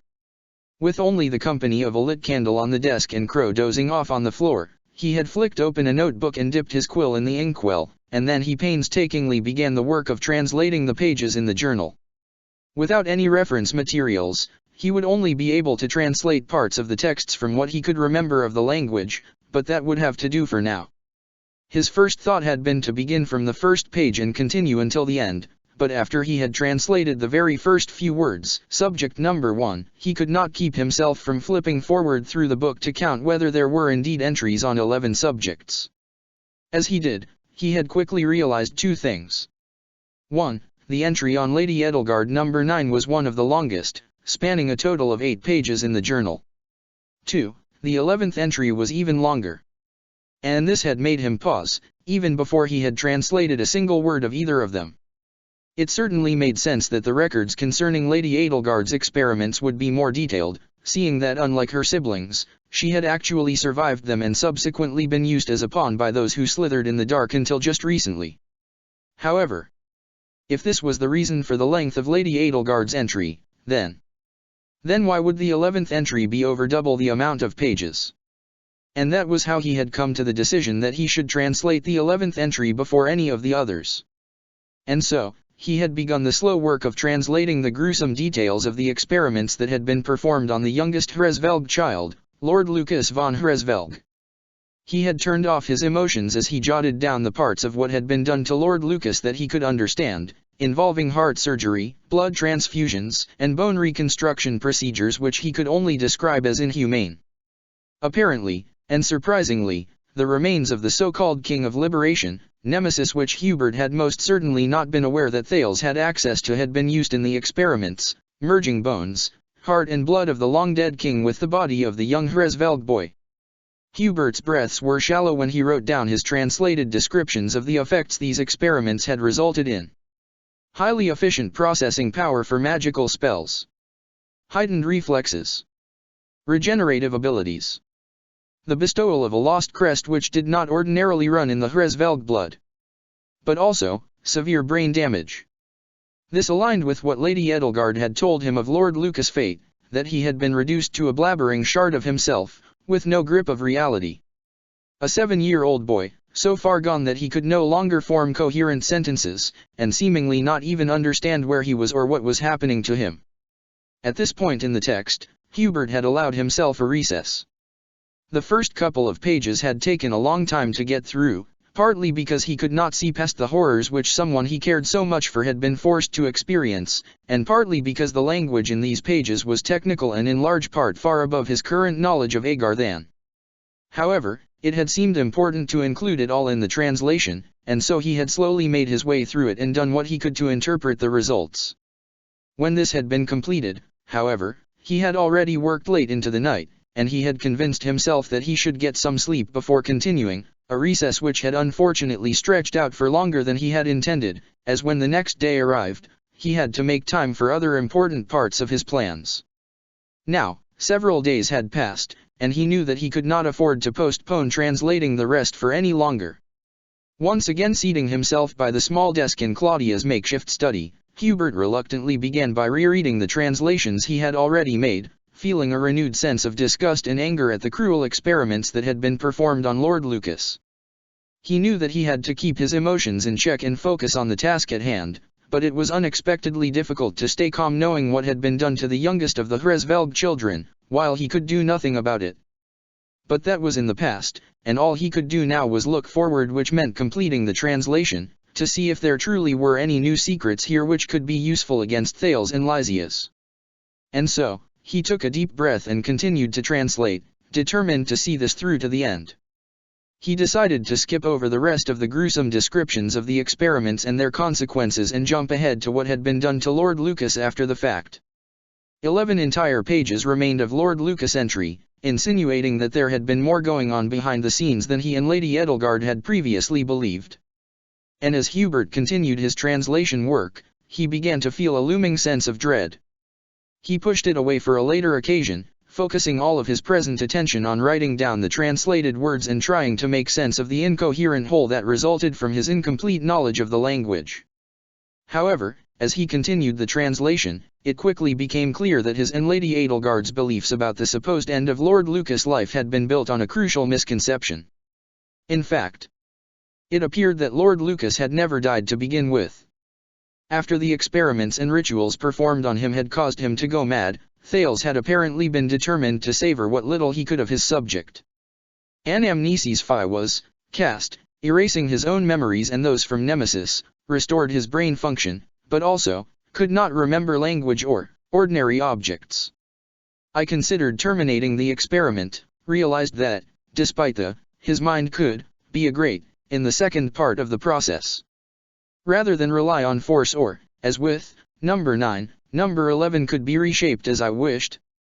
Age of 8, number 11 was too young to be fully, rare expert knowledge was required, oversee his developments.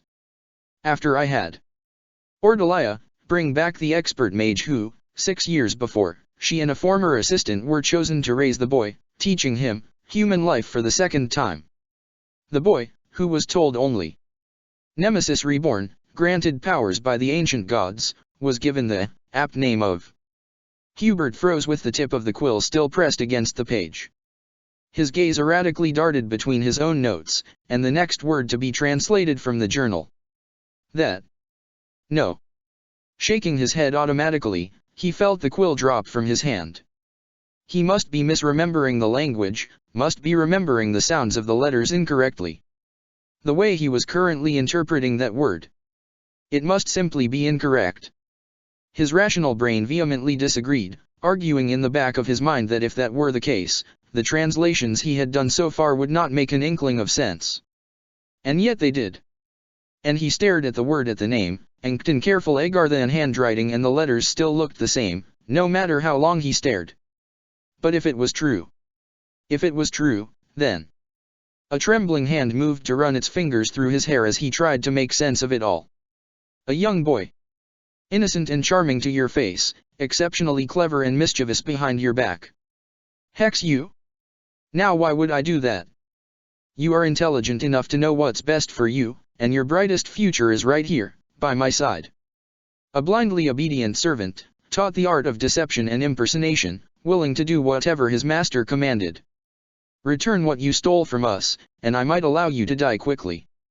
An incredibly powerful mage with no memories of his own inheritance, with no knowledge that what he had been commanded to do would be a betrayal of his own true blood. Thales, this pathetic creature is annoying me.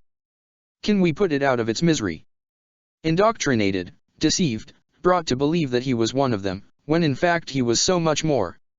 Drawing in a deep breath, Hubert picked up the quill again and tried to get his hand to stop trembling for long enough that he could finish translating the last part of the sentence into his notebook.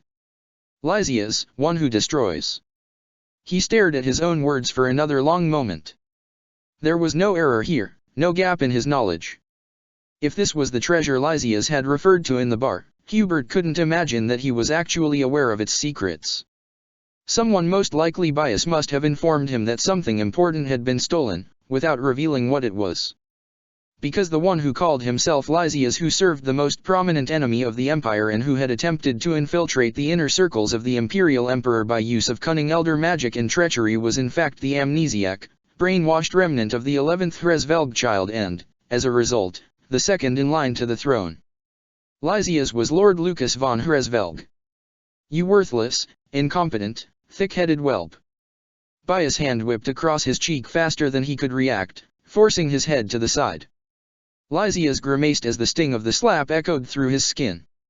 Never before, for as long as he had worked with Bias, had he seen her take to physical violence rather than magic. You have jeopardized our entire operation, she growled, eyes burning with rage as she stared up at him.